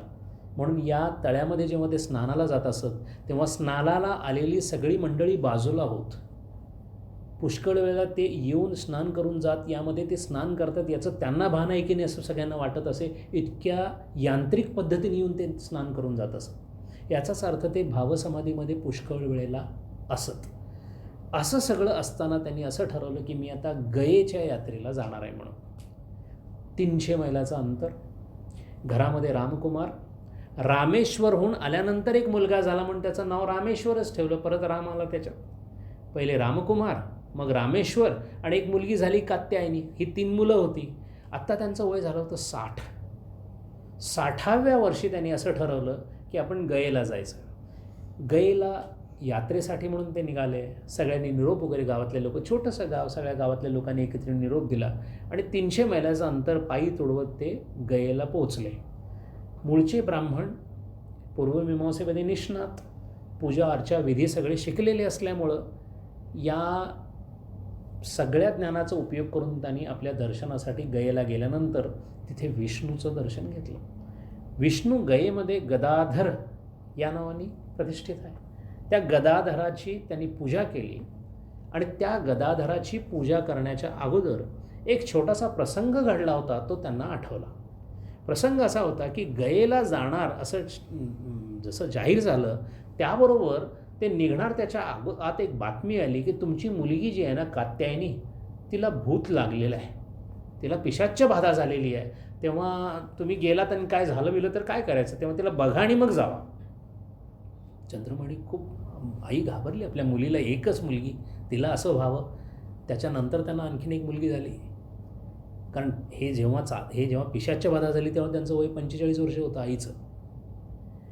क्षुदिरामांचं वय होतं 60 वर्ष. अजून गदाधराचा जन्म झालेला नव्हता. सगळंच विचित्र आहे. तेव्हा जेव्हा कात्यायनीला बघा म्हणून चंद्रमणी आल्या आणि म्हणाल्या क्षुदिरामांना की अहो तुम्ही जात, कमीत कमी तिला बघून या, आपल्या मुलीला काय झालं.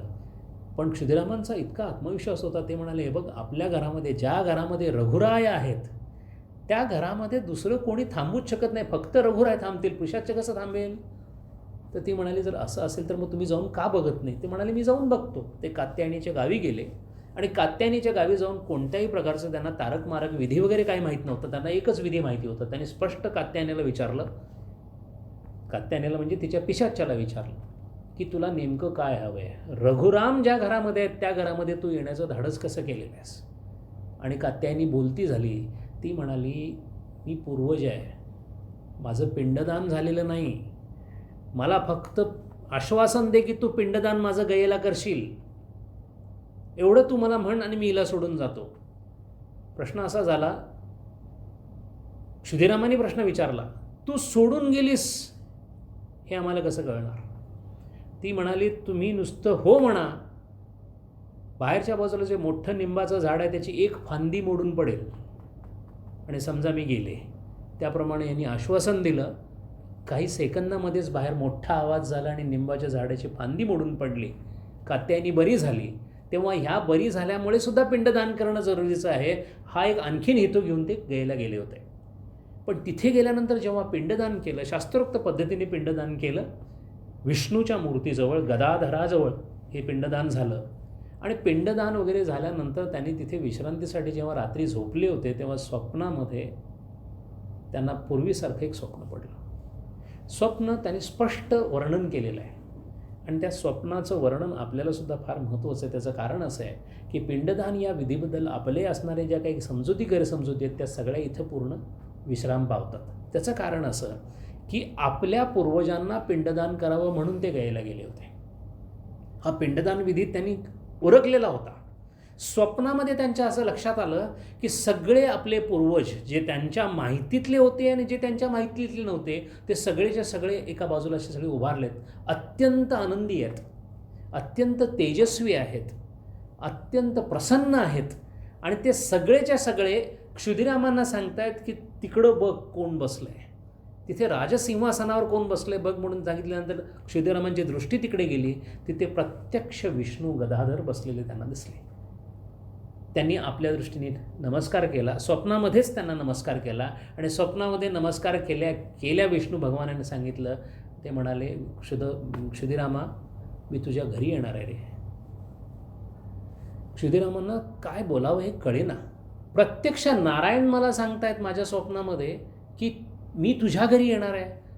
दोन्ही हात जोडून सांगितलं, नारायणा मी दरिद्री नारायण आहे, या नारायणाला माझ्या घरामध्ये मी काय देऊ शकणार आहे.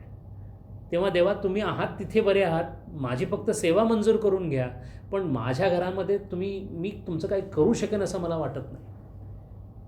नारायण म्हणाले, भगवान विष्णू स्वतः म्हणाले क्षुदिरामांना, अरे मी येणार आहे म्हणजे तसा नाही येणार आहे, मी तुझ्या घरी जन्माला येणार आहे. हे वाक्य ऐकलं आणि हे वाक्य ऐकल्यानंतर क्षुदिरामांना झोप त्यांची संपली. झोप संपल्यानंतर स्वप्नातून माणसाने जागं झालं पाहिजे, पण त्यांना कोणत्याही प्रकारची जाणीव होत नव्हती की आपण त्या स्वप्नातून बाहेर आलो आहे.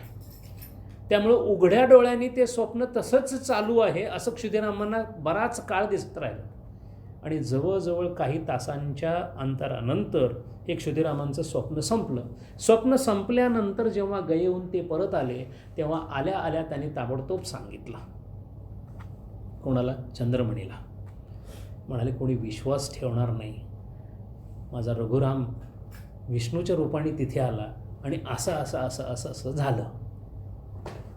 गमतीचा भागमध्ये चंद्रमणीबाई म्हणाल्या, माझं काहीतरी वेगळंच व्हायला लागलेलं आहे.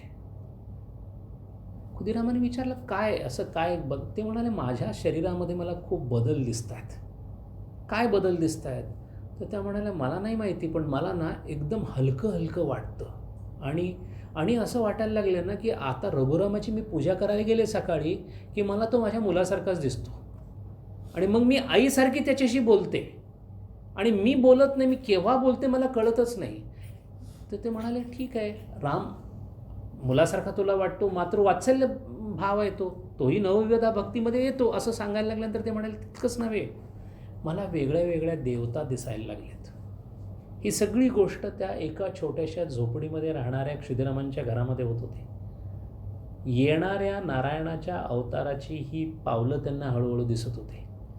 गमतीत गंमत म्हणून अशी झाली की एक दिवस क्षुदिराम कुठेतरी बाहेर गेले होते आणि चंद्रमणीबाईंची झोप मोडली म्हणून त्या उठल्या आणि बघतात, थोड्याशा बाजूला गेल्या आणि परत आत येऊन पाहतात अजून घराच्या बाहेर गेलेल्याच नाहीत, तर अंथरुणावर एक तेजपुंज पुरुष झोपलेला दिसला. त्या भयंकर घाबरल्या. घरामध्ये कोणी आलेलं नाही, मी बाहेर गेलेली नाही आणि माझ्या अंथरुणामध्ये असं कसं काय असू शकेल म्हणून त्यांनी जाऊन ते पडताळाची सगळी ही तपासणी केली तर घर आतून बंद होतं. त्या भयंकर घाबरल्या म्हणून परत येऊन बघितलं तर ती व्यक्ती तिथं नव्हती. त्या स्वभावाने इतक्या साध्या होत्या. त्यांची जी दासी होती धनी नावाची, त्या धनी नावाच्या दासीला त्यांनी सांगितले की अगं असं असं काल झालं. त्या म्हणाल्या अहो कुठंतरी बाहेर बोलाल, लोक म्हणतील कुठला परपुरुष घरात आला, आपण बोलतो याचा विपर्यास होईल, इतकंसुद्धा त्या बाईंना कळत नव्हतं. इतक्या त्या मनाने मोकळ्या होत्या. असं सगळं होत असतानाच आणखीन एक प्रसंग असा घडला की थोरला मुलगा रामकुमार हा भिक्षुकी शिकला होता तोपर्यंत. आता क्षुदिरामांच्याकडून शिकून तोही या गावात त्या गावात जाऊन भिक्षुकी करायचा. एक दिवस भिक्षुकीला गेला आणि लवकर आला नाही. शेवटी किती गेले तरी चंद्रमणी आई होत्या, अजून रामकुमार आला नाही म्हणून विचार आला म्हणून त्या रस्त्यावर त्या गेल्या. येणाऱ्या जाणाऱ्याला विचारत, त्या काळी असं कोणी आलं तरच विचारायचं की तुम्ही पाहिलं का, कोणी येत होता का म्हणून विचारायचं ठरवलं. कोणी रस्त्यावर पण कोणी दिसेना. चिंतित होऊन उभं राहिल्या होत्या, काय करावं, संध्याकाळ होऊन गेली होती. तेवढ्यात तिकडून एक अत्यंत घरंदाज स्त्री, अत्यंत उंची कपडे घालून, आभूषणासहित, संपूर्ण शरीरावर आभूषणं जडलेली, अत्यंत तेजपूर्ण, अत्यंत सुंदर अशी स्त्री. सगळ्यात पहिल्यांदा त्यांच्या मनामध्ये असं आलं, इतकी घरंदाज बाई इतक्या घरामध्ये एकटी बाहेर पडली आहे का, असं कसं चालेल, हिच्या मागे पुढे कोणीच नाही आहे. तरी पण त्यांच्या असं लक्षात आलं की आपल्याला विचारायचं आहे. म्हणून त्या आल्या आल्या त्यांनी विचारलं, अहो ते आमचे रामकुमार म्हणून माझा मुलगा. हो म्हणाले, मी तिकडनंच येते आहे. रामकुमार एका ठिकाणी अजून पूजेतच आहे, थोडा पूजा लांबलेली आहे, येईल तो. तेवढ्यात स्त्री गुण जागा झाला. काय विचारलं असेल, कानातले डूल फार सुंदर येतो तुमच्या, हे कुठून, हे कसं काय. उत्तर फार सुंदर त्या स्त्रीने दिली, ही कुंडलं आहेत म्हणाली. हे मणी नव्हेत, हे याला कुंडलं म्हणतात. तरीही त्यांच्या लक्षात आलं नाही की कुंडलं म्हणणारी ही कोण. आणि त्याच्यानंतर त्यांनी असं विचारणार की बाई तू असं, कारण ती वयाने लहान होती, बाई असं तू बाहेर पडत जाऊ नको संध्याकाळच्या वेळेला, या इकडे म्हणजे हा काय रहदारीचा मार्ग नाही आहे असं म्हणून ती पाहायला गेली. तर ती पुढं गेली आणि गोसावी म्हणून होतं, गोस्वामींच्या घरामध्ये ती गेली आणि तिथे हे झाली. हे सगळं झालं तोपर्यंत त्यांच्या काही लक्षातच आलं नाही. फक्त त्यांचा जीव भांड्यात पडला की एका बाईने सांगितले की रामकुमारांना बघितलेलं आहे. थोड्या वेळाने रामकुमार आले. तिने विचारलं, ती बाई कुणी, म्हणाली नाही. आता मात्र त्यांच्या लक्षात येईना म्हणून सगळं क्षुदिरामांना जाऊन विचारलं की का हो, मला म्हणे अशी अशी म्हटली होती. ताबडतोब क्षुदिरामांच्या डोळ्यात पाणी. म्हणाले, अगं तुला लक्ष्मीने साक्षात दर्शन दिलं, तुझ्या समोर लक्ष्मी उभा होती. चंद्रमणी बाईंचे एकदम डोळे भरून आले. आणि असे ह्या दोघांनाही देवदेवतांची दर्शनं घडत होती. दोघांचेही भाव उन्मनी अवस्थेला जात होते. आणि असं होत असताना एक घटना चंद्रमणी देवींच्या बाबतीत अशी घडली. गयेवून हिऊन साधारण 3 महिने झाले होते. आपल्या धनी नावाच्या दासीला घेऊन शिवाच्या मंदिराच्या समोर त्या उभ्या होत्या. उभा असताना त्यांचं लक्ष गेलं शिवाकडे. शिवाला नमस्कार केला आणि नमस्कार केल्या केल्या त्यांच्या असं लक्षात आलं की शिवाच्या मंदिरामध्ये शिवाची मूर्ती नसून एक प्रचंड तेजाचा लोळ तिथं असा उभा आहे. आणि तो तिथून असा हळूहळू गाभाऱ्यामध्ये भरून वाढत चालला आहे. तो वाढत असलेला स्वच्छ प्रकाशाचा जो झोत होता तो हळूहळू असा एखाद्या सागराच्या लाटा याव्यात तसा पुढं यायला लागला. त्यांना थोडंसं आश्चर्य वाटलं, घाबरल्यासारखं झालं. म्हणून त्यांनी धानीकडं पाहिलं, ती शांतच उभी होती. आणि तिथून तो जो प्रकाशाचा झोत आला तो त्यांच्या अंगामध्ये आला आणि अंगामध्ये रिचून गेला असं त्यांच्या लक्षात आलं. या सगळ्या प्रकारामध्ये त्यांना एक वेगळी अनुभूती येत होती आणि त्या अनुभूतीमध्ये प्रचंड आनंद वाटत होता. त्यामुळे त्यांना जे काही चाललंय त्या आनंदामध्ये खूपच रमून राहावं असं वाटत होतं. एक मन मात्र असं सांगत होते काय चाललंय. आणि धनीला मात्र काहीच झालेलं नाही असं वाटत असल्यामुळे धनीला विचारलं, तू काय बघितलंस का गं. ते म्हणाले, काही नाही, आपण बसलो आहे, तुम्ही बोलतच नाही आहे म्हणाल्या, मगाचपासून मी इथे उभी आहे, तुमचं लक्ष कुठं आहे. अशा अवस्थेमध्ये चंद्रमणीबाई जेव्हा घरी आल्या तेव्हा त्यांनी आपल्याला येऊन क्षुदिरामांना सांगितले की अहो असं असं मला एक दर्शन झालं शिवाचं. क्षुदिराम म्हणाले, प्रत्यक्ष शिवाचं दर्शन झालं आणि नुसतं शिवाचं दर्शन नाही झालं, शिव स्वतः तुझ्या भेटीसाठी आपल्या गाभाऱ्यातून उठून तुझ्या शरीरापर्यंत आले. त्याच्या पुढं चंद्रमणीबाईंनी असं सांगितलं की नुसते आले असं मला वाटत नाही हो, ते माझ्या गर्भात आहेत असं मला जाणवत आहे. ही गोष्ट चंद्रमणीबाई गरोदर आहेत हे कळण्याच्या अगोदर 2 महिने घडलेली होती. आपल्याकडे थेअरी ऑफ इमॅक्युलेट कन्सेप्शन म्हणून ख्रिश्चॅनिटीमध्ये आहे. मेरीला जेव्हा बाळ होणार होतं, जे जन्माला येणार होते, तेव्हा अजूनही त्यांचं मॅरेज वॉज नॉट कन्झ्युम्ड. अशा कन्सेप्शनला इमॅक्युलेट कन्सेप्शन असं ख्रिश्चॅनिटीमध्ये म्हणतात. विवेकानंदांना पाहून बऱ्याच लोकांनी हा प्रश्न विचारला होता. स्वामीजी असे होते की स्वामीजींना कोणी माणूस किंवा मानव मानायला तयार नव्हते. तेव्हा स्वामीजींना स्पष्ट प्रश्न विचारले की are you born out of immaculate conception and what is your opinion about it. Vivekananda म्हणाले, माझा त्याच्यावर पूर्ण विश्वास आहे, मी मात्र आईबापांच्या पोटातच जन्माला आलो, हे खरं आहे. याचा अर्थ ज्या रामकृष्ण परमहंसांचा अवतार ज्या गर्भामध्ये वाढला त्या गर्भाच्या शुद्धतेची खात्री, त्या गर्भामध्ये प्रत्यक्ष ब्रह्म आपल्या अवतारारूपानं अवतारणार असल्यामुळे त्यांच्यामध्ये होणारे बदल, आणि हे बदल आपल्याला सगळीकडे जाणवतात. अशीच शुचीदेवी म्हणजे चैतन्य महाप्रभूंची आई, तिलाही असे अनुभव आले. प्रसाद खाताना रामचंद्र प्रभू आणि बाकीचे त्यांचे बंधुराज यांच्या जेवढ्या आया होत्या त्यांनाही याच्यातून जावं लागलं. बुद्ध जेव्हा जन्माला येणार होते तेव्हा महामायेला जे स्वप्न पडलं त्या स्वप्नामध्ये तो हत्ती दिसला ज्याच्यावर इंद्र ज्याच्यासमोर नमस्कार करत होता असं तिला दर्शन झालं. त्यामुळे ज्या ज्या वेळेला परमेश्वरी अंश गर्भामध्ये आलेला आहे अवतार स्वरूपामध्ये त्या त्या वेळेला त्या शरीराची योग्यता आणि प्रत्येक ठिकाणी शेवटी असं आहे की परमेश्वर जेव्हा अवतार स्वरूपात येतो तेव्हा त्याला कालाचं आणि देशाची मर्यादा पडतेच पडते. कारण काल देश मर्यादेमध्ये सृष्टी आहे, तो मर्यादाच्या पलीकडे आहे. पण एकदा मर्यादेत यायचं ठरवलं की त्याला मर्यादाची मर्यादा सांभाळावी लागते. म्हणून गर्भाची मर्यादा सांभाळत अशा प्रकारे यांना दिवस गेले. आता चंद्रमणीबाई त्यांच्या वयाच्या 45व्या वर्षी, क्षुदिराम त्यांच्या वयाच्या 61व्या वर्षी आई आणि वडील होणार होते. आनंद सगळ्यांनाच झाला. त्या काळी खूप लवकर मूल होणं, पहिलं मूल त्यांना 15व्या वर्षी झालं होतं आणि चौथं मूल आत्ता होणार होतं 45व्या वर्षी. त्याच्यानंतर 3 वर्षांनी आणखीन एक मुलगी झाली, सर्वमंगल नाव तिचं. ती 3 वर्षानंतर झाली, त्यावेळेला ते 63 वर्षाचे होते. पण या सगळ्या प्रकारामध्ये जसे नारायणबुवा जन्माला आले तुकाराम महाराज यांच्या पोटी, ज्या वेळेला सदेह स्वर्गाला गेले त्यावेळेला त्या गर्भवती होत्या असं म्हणतात. याचा अर्थ प्रत्येक परमेश्वराच्या आधिपत्याखाली होत असणारी गोष्ट समाजाच्या दृष्टीने योग्य अयोग्य बरी वाईट याच्याकडे न पाहता सगळीच गोष्ट ज्यांच्याकडे प्रसाद या दृष्टीने पाहिली जाते अशा प्रकारच्या गोष्टी आपल्याला या अवताराकडे पण बघताना पाहायला मिळतात. असे हे गदाधर आता येणार याची निश्चित खात्री सगळीकडे झालेली होती. चंद्रमणी देवी त्यांच्यामध्ये होणारे बदल हे पार पाहण्यासारखे होते. आता जोपर्यंत त्या गर्भ त्यांच्या पोटामध्ये होता तोपर्यंत त्यांची अवस्था अशी होती की त्यांना वेगळ्या वेगळ्या जवळजवळ सगळ्या देवांची दर्शनं व्हायला लागली. काही देव तर असे होते की त्यांना नावंसुद्धा माहिती नव्हती, म्हणून त्या भाबड्या इतक्या होत्या की एखादं दर्शन व्हायचं आणि त्या येऊन क्षुदिरामांना विचारायच्या. एकदा असं झालं, त्या आल्या आणि म्हणाल्या, अहो अत्यंत स्वच्छ अशा मोठ्याच्या मोठ्या हंसावर बसून आज एक देव आले होते आणि त्यांचं मला दर्शन झालं. क्षुदिरामांना सुद्धा आपल्या बुद्धीला ताण द्यायला लागायचं की हे कोणता देव असेल. इतक्या देवदेवतांच्या उपस्थितीमध्ये त्या होत्या. जेवण करायला जेव्हा त्या मुदपाकखान्यामध्ये जिथे जेवण बनवायचं तिथे उभा राहायच्या तेव्हा अचानक त्यांच्या असं लक्ष द्यायचं की आपण कोणत्याही प्रकारची अगरबत्ती अमुक तमुक काही लावलेलं नाही, पण प्रचंड चांगला सुगंध कुठून तरी येतो आहे. याच्याही पुढे असं झालं, भांडी घासता घासता त्यांच्या असं लक्ष द्यायचं कोणीतरी बोलतं या बोलून टाकायच्या, पण नंतर बघायचं तिथं कोणी नसायचं. दैवी संवाद, दैवी सुवास आणि दैवी दर्शन या तिन्ही गोष्टी त्यांच्या बाबतीत घडत होत्या. प्रश्न असा होता की येणाऱ्या देवदेवता त्यांच्या माध्यमातून कोणाची पूजा करू इच्छित होत्या.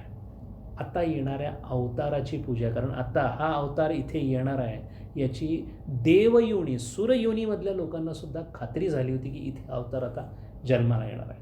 अशा पद्धतीनं हा गर्भ वाढत चालला आणि गर्भानंतर जेव्हा 9 महिने पूर्ण झाले तेव्हा पहिल्यांदा जेव्हा प्रसूती वेदना चालू झाल्या त्यावेळेला गमतीचा भाग असा होता की सकाळी त्यांना असं वाटलं की आपल्याला प्रसूती वेदना चालू होत आहेत. हा प्रसंग सांगण्याचं कारण असं आहे की परमेश्वर योगक्षेमम वहाम्यहम याच्यावर जर विश्वास असेल तर तो किती असावा याचं हे उदाहरण आहे. जशी त्यांना घरामध्ये कोणी नव्हतं, रामकुमार नेहमी बाहेर जायचे, रामेश्वर अजून लहान, कात्यायनी त्याच्यापेक्षा लग्न होऊन बाहेरच गेलेली. आता राहिला प्रश्न फक्त हे दोघं असल्यामुळे रघुरामाची 3 वेळची पूजा हा त्यांच्या आयुष्यामधला अत्यंत महत्त्वाचा नियम होता. सकाळी जर प्रसूती वेदना झाली आणि प्रसूतीसाठी थांबायला लागलं, रामरायाचा प्रसाद कोण करणार? त्या आल्याने क्षुदिरामांना म्हणाल्या, अहो मला बहुतेक असं वाटतंय की पोटामध्ये थोडंसं दुखतंय. ताबडतोब क्षुदिराम म्हणाले, अगं रघुराम आपल्या घरामध्ये आहे, आपली स्वतःची पूजा चुकवून तो असं कसं करेल? असं नाही होणार. आणि खरोखरच त्या दिवशी त्या काळात थांबल्या. त्या दिवशीच्या सकाळचा दुपारचा संध्याकाळचा प्रसाद झाला आणि मग त्यांच्या लक्षात आलं की आता घरामध्ये दाईला आणून झोपवणं जरुरीचं आहे. म्हणून धानी दाईला त्यांनी झोपायला बोलवलं. मुळात 3 झोपड्या होत्या. त्यातल्या एका झोपडीमध्ये गाई वगैरेसाठी ज्या काही गोष्टी होत्या त्या सगळ्या बाजूला काढल्या आणि तीच ही झोपडी. या झोपडीमध्ये एक थोडंसं असं थॅच रूफ जसं असतं तसं थोडंसं त्यात तट्टा मारून केलेलं, त्याच ठिकाणी त्यांची प्रसूतिगृहाची खोली बनवण्यात आली. तिथे ती बनवून ठेवली होती. जेव्हा प्रसूती व्हायची तेव्हा तिथे जायचा असा प्रघात होता. त्याप्रमाणे या धानी त्यांच्याकडे आल्यानंतर एक दिवस त्यांना रात्री कळा चालू झाल्या. कळा चालू झाल्या रात्री म्हणजे फार पहाटेच त्या जवळजवळ. आणि साधारण कळं चालू झाल्याबरोबर धानीला उठवलं. धानींनी यांना तिथे त्या ठिकाणी घेऊन गेल्या आणि बरोबर सूर्योदयाच्या अगोदर 12 मिनटं प्रसूती वेदना झाल्या आणि त्याच्यानंतर काही काळातच गदाधरांचं आगमन झालं. आगमन झाल्याबरोबर पतितयश पंडित होते क्षुदिराम. त्यामुळे त्यांचा जो होरोस्कोप काढला आहे, कुंडली काढलेली आहे, ती अत्यंत व्यवस्थित, ज्या वेळेला पहिलं आगमन बाळाचं झालेलं आहे तो बरोबर वेळ लक्षात ठेवून स्वतः पंडित असल्यामुळे त्यांनी तो कुंडली लिहून काढलेली आहे. गमतीचा भाग असा आहे की राम, कृष्ण आणि शंकराचार्य या तिघांची कुंडली जशी आहे तशीच कुंडली रामकृष्ण परमहंसांची आहे. त्याला सिद्धयोग म्हणतात. असा योग त्यांच्या कुंडलीमध्ये आहे. अश्विनी नक्षत्रामध्ये तो जन्म आहे आणि त्या सिद्धयोगामध्ये त्याचं फलित त्यांनी लिहून ठेवलेलं आहे. कारण कुंडलीमध्ये सगळंच लिहिलेलं असतं, संस्कृतमध्ये लिहिलेलं आहे. त्याची कॉपी आपल्याकडे आहे. त्या संस्कृतच्या कॉपीमध्ये असं लिहिलेलं आहे की सिद्धयोगी असल्यामुळे हा धर्माच्या बाबतीत चक्रवर्ती होईल, नेहमी देव जिथे असतो म्हणजे मंदिरातच राहील, असंख्य शिष्यांना मार्गदर्शन करेल आणि धर्माचं पुनरुत्थापन करेल, असं त्यांचं भविष्यच आहे. इकडे त्यांचा जन्म झाला. धानीदाईंनी बाळाला फक्त बाजूला ठेवलं. गरम पाण्याने आंघोळ घालायची आईला म्हणून त्यावेळेला असे वातीचे स्टोव्ह असायचे बाजूला, ज्याच्यामध्ये केरोसिन वगैरे असायचं, ते त्याच बाजूला असं लावून ठेवलं होतं. इकडे त्यांनी थोडीशी पुसण्याचं काम आईचं केलं आणि वळून बघते तर बाळच नव्हतं तिथे. नुकतं जन्माला आलेलं बाळ तिथून जवळजवळ जिथे स्टोव्ह होता तिथंपर्यंत गेलं होतं आणि तिथे जे जाळण्यात आलेलं इंधन होतं त्याची जी राख पडली होती ती राख सगळी बाळाने अंगाला माखून घेतली होती. लक्षात क्षुदिरामांचे असं आलं की शिवच जन्माला आला आहे, त्यामुळे तो भस्माशिवाय राहू शकत नाही. अवतारांच्या गोष्टी अशा आहेत की जन्माला आलेलं मूल हलू शकतं, वळू शकतं आणि लडबडा जात तिथंपर्यंत जाऊ शकतं. ही गोष्ट अतर्क्य वाटते पण ती त्यांच्या बाबतीत घडली. आता गदाधर जन्माला आल्याचा आनंद सगळा झाला. नाव ठेवण्यासाठी त्यांच्या कुंडलीप्रमाणे त्यांचं नाव शंभूचंद्र असं ठेवलं. पण डोक्यात एकच गोष्ट होती. कुठे गेलो होतो? गयेला. नारायणाने स्वतः सांगितलं होतं मी येणार, त्यामुळे गदाधर घरी आले म्हणून त्यांचं नाव गदाधर असं ठेवण्यात आलं. गदाधर आले, जन्माला आले, लहान बाळ ते. पण बाळ आल्याबरोबर आईची भावसमाधी संपली. जे देव दिसत होते, जे अमुक होत होतं, तर आता फक्त बाळ दिसायला लागलं. आपल्या साधकाच्या दृष्टीने महत्त्वाची गोष्ट अशी आहे, एक विषयाचं जर आकर्षण चालू झालं त्याबरोबर ताबडतोब सगळे देव बाजूला झाले आणि मातृत्व जागं झाल्यामुळे त्यांचा सकाळ दुपार संध्याकाळ फक्त गदाधरामध्येच जायला लागला. गमतीचा भाग असा होता की बाळ इतकं छान बाळसं घेऊन आलं होतं की गदाधरांच्या घरी बऱ्याच बायकांचा राबता असायचा. मग आपण कोणालाही आलं की विचारतो की काही काम वगैरे होतं का? तर काय काम नव्हतं, फक्त जरा त्याला बघायचं होतं, मग आम्ही जातो. इतकं ते दिसायला देखणं होतं. आणि या देखणेपणामध्ये जसं स्वामी विवेकानंदांच्या बाबतीत आपण पाहिलं, ज्याला आपण देखणेपण म्हणतो तसं हे देखणेपण नव्हतं. दैवी संपत्तीने युक्त असा जेव्हा जीवनमुक्त आत्मा पाहायला मिळतो तेव्हा त्याच्या उपस्थितीमध्येच एक प्रकारचं आकर्षण असतं. हे बाळ तशा पद्धतीचं असल्यामुळं आज त्याला ही घेऊन गेली, आज त्याला ती घेऊन गेली, तिला ती बघायला आली, असं करत करत करत बाळ जेव्हा पहिला घास ह्याच्या करण्यापर्यंत आलं तेव्हा आता बाळाला पहिला घास द्यायचं हे ठरलं. पहिला घास द्यायचा तर आता घरची तितकी काही परिस्थिती चांगली नव्हती. तेव्हा 4 ब्राह्मणांना बोलवायचं आणि एकदा हा उपक्रम आवरून घ्यायचा असं ठरवलं क्षुदिरामांनी. पण त्यावेळेला तिथे असणारे जे सेठ होते, लाहा नाव त्यांचं, धरमदास लाहा, त्यांनी येऊन सांगितलं क्षुदिरामा, बाळाचं हे जे काही आपण समारंभ करणार ना तो मोठा करायचा. ते मनातून घाबरले, आता मोठा केला तर सगळ्यांना जेवायला काय द्यायचं म्हणून.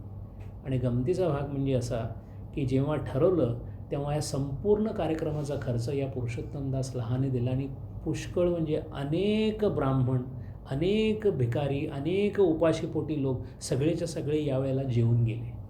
आता गदाधर हळूहळू मोठे व्हायला लागले. त्याबरोबर त्यांचे खेळ वाढायला लागले. गमतीचा भाग असा होता की गदाधरांच्या खेळामध्ये काही गोष्टी फार चमत्कारिक असायच्या. पहिल्यांदा शिकायला पाठवलं नव्हतं, कारण 2 वर्षाचं मूल काय शिकणार, म्हणून ते नेहमी वडिलांच्या बरोबर असायचं. त्यांच्या वडिलांच्या लक्षात एक गोष्ट अशी आली की याला काहीही सांगितलं तर एकदा सांगितलं की याच्या लक्षात राहतं. तेव्हा ते सांगायला सुरुवात करायचे. मग रामायण सांगितलं तरी लक्षात राहायचं, संस्कृत मंत्र सांगितला तरी लक्षात राहायचं. 3-4 वर्षाचं पोर. मग त्यांना वाटायचं एवढं जर त्याच्या लक्षात राहतं आहे तर याला गणित शिकवायला घेतलं की हे शिकायचं नाही. गमतीचा भाग म्हणजे रामकृष्ण परमहंस आणि स्वामी विवेकानंद दोघांनाही अजिबात न आवडणारं जर काय असेल तर गणित. दोघांनी अजिबात गणिताचा अभ्यास केला नाही. रामकृष्णांनी तरी केलाच नाही, कारण जिथं नेहमी वजाबाकी करायची सवय लागली तिथं अधिक येणं शक्यच नाही. तेव्हा गणिताचा अभ्यास, अरिथमॅटिक ज्याला म्हणतो, ते रामकृष्ण शिकले नाहीत. 3 गोष्टी क्षुदिरामांनी फार निरीक्षण केलं त्याचं आणि 3 गोष्टी त्यांनी ठरवल्या आपल्या मुलाबद्दल. या 3 गोष्टी त्या मुलामध्ये होत्या. एक पहिली गोष्ट अशी होती की जे काम तो हातात घेतो ते जोपर्यंत तडीच जात नाही तोपर्यंत हा मुलगा शांत बसत नाही. एक. दुसरी गोष्ट, हा कधीही खोटं बोलत नाही. आणि तिसरी गोष्ट, दुसऱ्याला त्रास होईल अशी काहीही गोष्ट हा करत नाही. या 3 गोष्टी त्यांच्या लक्षात आल्या. आणि जर एखाद्या गोष्टीचं व्यवस्थित खुलासा त्याला मिळाला नाही, त्याचं कारण व्यवस्थित सांगितलं नाही, तर हा कुठली गोष्ट ऐकत नाही. त्याचं एक साधं उदाहरण आहे. तळ्यावर बायका आंघोळीला जायच्या, माणसंही जायची. त्यांचा भाग वेगळा होता, यांचा भाग वेगळा होता. आता तिथेच कपडे धुवायचे, तिथेच आंघोळ करायची. 6-7 वर्षाचा हा गदाधर, ती जिकडे बायका असतात त्या बाजूला जाऊन आंघोळ वगैरे करायचे. तिथे बऱ्याचशा बायका त्यावेळेला ओलेत्याने पूजा करायच्या. मग त्या पूजेमध्ये यांनी पाण्यामध्ये केलेला आवाज खूप डिस्टर्ब करायचा, म्हणून त्याच्यावर खूप रागवायच्या. पण हा आपलं चालू असायचं त्याचं काहीतरी काम. मग एक दिवस त्यातली एक बाई म्हणाली, तुला काय लाज वगैरे वाटत नाही का रे, तुम्ही तिकडे जाऊन का करत नाही, इथे आम्ही कपडे बदलतो, अमुक करतो. त्याच्या लक्षात येईना. गदाधरांचं एक होतं की जर एक्सप्लेनेशन बरोबर नसेल तर मी मानणार नाही. तो म्हणाला मी इथंच येणार, काय कळे ना.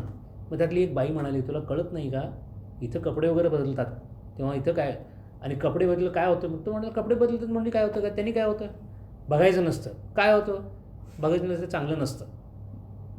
त्याच्यानंतर अशी गंमत झाली, एका झाडाच्या मागे राहून 3 दिवस गदाधरांनी कपडे बदलताना बघितले आणि जाऊन त्या बाईंना सांगितलं. अहो बाई म्हणाला, मी पहिल्या दिवशी 4 बायकांना बदलताना बघितलं, दुसऱ्या दिवशी 6 आणि नंतर 8. काहीच झालेलं नाही मला. काय झालं म्हणाला तुम्ही, इतके स्वभावानीय होते. ती बाई हसत हसत गेली यांच्याकडे, चंद्रमणी बाईकडे, आणि म्हणाला, अहो तुमचा मुलगा असं असं विचारतो. मग ती म्हणाली, अरे असं आई कारण सांग. मग तिने कारण असं सांगितलं, अरे तुला काही वाटत नसेल पण त्यांना त्यांना अपमान झाल्यासारखं वाटतं. आता बरोबर आहे म्हणाल, इथून पुढे जाणार नाही. हा त्यांचा स्वभाव होता. जे काही असेल ते, कारण मनामध्ये कोणत्याही प्रकारचा संदेह नाही, कोणत्याही प्रकारचा मोह नाही, कोणत्याही प्रकारचा विचित्र भावना नाही. अशा प्रकारे गदाधराचं हळूहळू पुढं जाणं चालू झालं. यात गमतीचा भाग असा होता की जेव्हा जेव्हा गदाधर स्वतः पूजेला जायचे तेव्हा का कोणास ठाऊक त्यांना पूजा आवडायलाच लागली. तेव्हा त्यांना रघुरामाची पूजा खूप आवडायची. आणि असं सगळं चालू असताना एक दिवस असा प्रसंग घडला. वय होतं 7 वर्ष. 7 वर्षाचे गदाधर हातामध्ये चिरमुरे घेऊन बाहेर गेलेले होते. एका बांधावरून शेताचे चालले होते. नुकताच पाऊस पडून गेला होता. असा मोकळा, एकतर त्यावेळचं जे हे गाव होतं कामारपुकूर, हे प्रचंड हिरवंगार गाव होतं. सगळीकडे शेतच शेतं होती. पाऊस पडून गेलेला होता. बांधावरून चाललेलं असता त्यांनी सहज असं आकाशाकडे पाहिलं. आकाशामध्ये एक काळा मेघ पूर्ण पाणी घेऊन बसलेला होता की थोड्या वेळाने आता तो बरसणार आहे. त्या काळ्या मेघाच्या पार्श्वभूमीवर 2-3 पांढरे खूप लांब पंखाचे पक्षी उडत जाताना त्यांना दिसले. आणि हे दृश्य बघितलं आणि हे भावसमाधीत गेले. त्यामुळे दोन्ही हातामधल्या मुठीतल्या चिरमुऱ्या सकट ते चिखलात पडले आणि तसेच पडून राहिले. बरोबरच्या लोकांना कळेना काय झालं म्हणून ताबडतोब जाऊन चंद्रमणीबाईंना सांगितलं. त्यांना कसं तरी तिथे येऊन थांबले. थोड्या वेळाने जेव्हा शुद्ध आली तेव्हा अशी निर्णय घेण्यात आली की ह्याला फीट आली म्हणून. धानीने सांगितलं ह्याला फीट आलेली आहे म्हणून. पण 7व्या वर्षीसुद्धा गदाधर आपल्या आईवडिलांना सांगत होते, ही फिट वगैरे काही नाही, मी ज्याचं ध्यान करत होतो ना ते सारखं माझ्या डोक्यात राहिलं ना, त्यामुळं मी असा त्याच्यामध्ये गेल्यासारखं मला ध्यानाचं पूर्ण वर्णन ते करत होते. याला अजानसिद्ध अवतार असं म्हणतात. ही त्यांची पहिली भावसमाधी आणि याच्यानंतर त्यांना भावसमाधी सहज लागायची. म्हणून जर पूजेला बसले तर असे बसायचे. यातला गमतीचा भाग म्हणजे शिवरात्र होती, महाशिवरात्र. महाशिवरात्रीला त्यांनी आणि त्यांच्या मित्रांनी, त्यावेळची मुलं काय ठरवायची बघा, रात्रभर आपण जप करायचं असं ठरवलं. 7-8 वर्षाची पोरं जप करत असतानाच त्यांच्या असं लक्षात आलं की सीताकांत म्हणून आहेत, सीताकांत पायने म्हणून, त्यांच्याकडे एक छोटंसं नाटक होणार आहे. ते शंकराचं नाटक आहे. मग या मुलांनी ठरवलं होतं की आपण इकडे बेलांनी पूजा करायची, रात्री मग परत जप करायचं, जमलं तर नाटक बघायचं. सगळं धार्मिकच चालू होतं. नंतर रामकृष्णाने असा निर्णय घेतला गदाधरांनी की नाही, मी हेच करत राहणार, मला तिकडं नाटकात वगैरे मला याच्यातच आनंद वाटतो. बाकीची मुलं काही इतक्या तयारीचे नव्हते. त्यामुळे त्यांना लक्षात आलं की ते नाटक नाटकातनंच निरोप आला की शंकराचा भूमिका करणारा माणूस आहे तो आजारी पडला आहे. मग आता शंकराची भूमिका कोणी करायची? आणि म्हणून शंकराची भूमिका करण्यासाठी सगळ्यांनी गदाधरांची विनवणी करायला सुरुवात केली की अरे तू कर म्हणून. तो म्हणाला मी शंकराला सोडून कुठे जाणार नाही, आज महाशिवरात्र आहे, मी पूजा करणार आहे. खूप लोकांनी खूप कष्ट करून शेवटी समजावलं. शेवटी असं सांगितले की ही पूजा, पण तिथे किती लोक उपाशी बसलेत, कारण तो पूर्ण प्रयोग पाहणारे गावातले सगळे लोक उपवास करत होते त्यावेळेला. ते सगळे उपवास करणारे, जेव्हा हा प्रयोग संपेल तेव्हा 12 नंतर त्यांचं हे आहे उपास सोडणं आहे, तेव्हा ते सुद्धा एक प्रकारची पूजा आहे. शेवटी गदाधर तयार झाला. आणि गमतीचा भाग असा की ते डोक्यावर ते सगळं जटाचं हे घातलं, ते स्टेजवर आले आणि जे भावसमाधीत गेले तो प्रयोग अर्ध्यावरच बंद झाला. लोकांना सांगितलं तुम्ही घरी जा म्हणून, कारण शिव जे आहेत ते काही खाली यायला तयारच नाही. आणि ते तशा अवस्थेमध्ये जवळजवळ 2-3 तास वयाच्या 8व्या वर्षी शिवाच्या ध्यानामध्ये पूर्ण मनोलय झालेले असे हे अवतार वरिष्ठ होते. अशा या गदाधरांची पुढे काय काय हकीकत झाली, अवतार कसा कसा पुढे गेला, अजून अवतार कार्य सुरू व्हायचंच आहे. पण केवळ त्यांच्या लहान वयामध्ये आपल्याला त्यांचे सगळ्या खूण किंवा त्यांचे गुण आणि त्यांच्या खुणा दिसतात. त्या अवतार वरिष्ठाला आपण आता पुढच्या शनिवारी बघूया. हरि ओम. पूर्णमद पूर्णमिदं पूर्णात् पूर्णमुदच्यते पूर्णस्य पूर्णमादाय पूर्णमेवावशिष्यते. ओम शांति शांति शांति.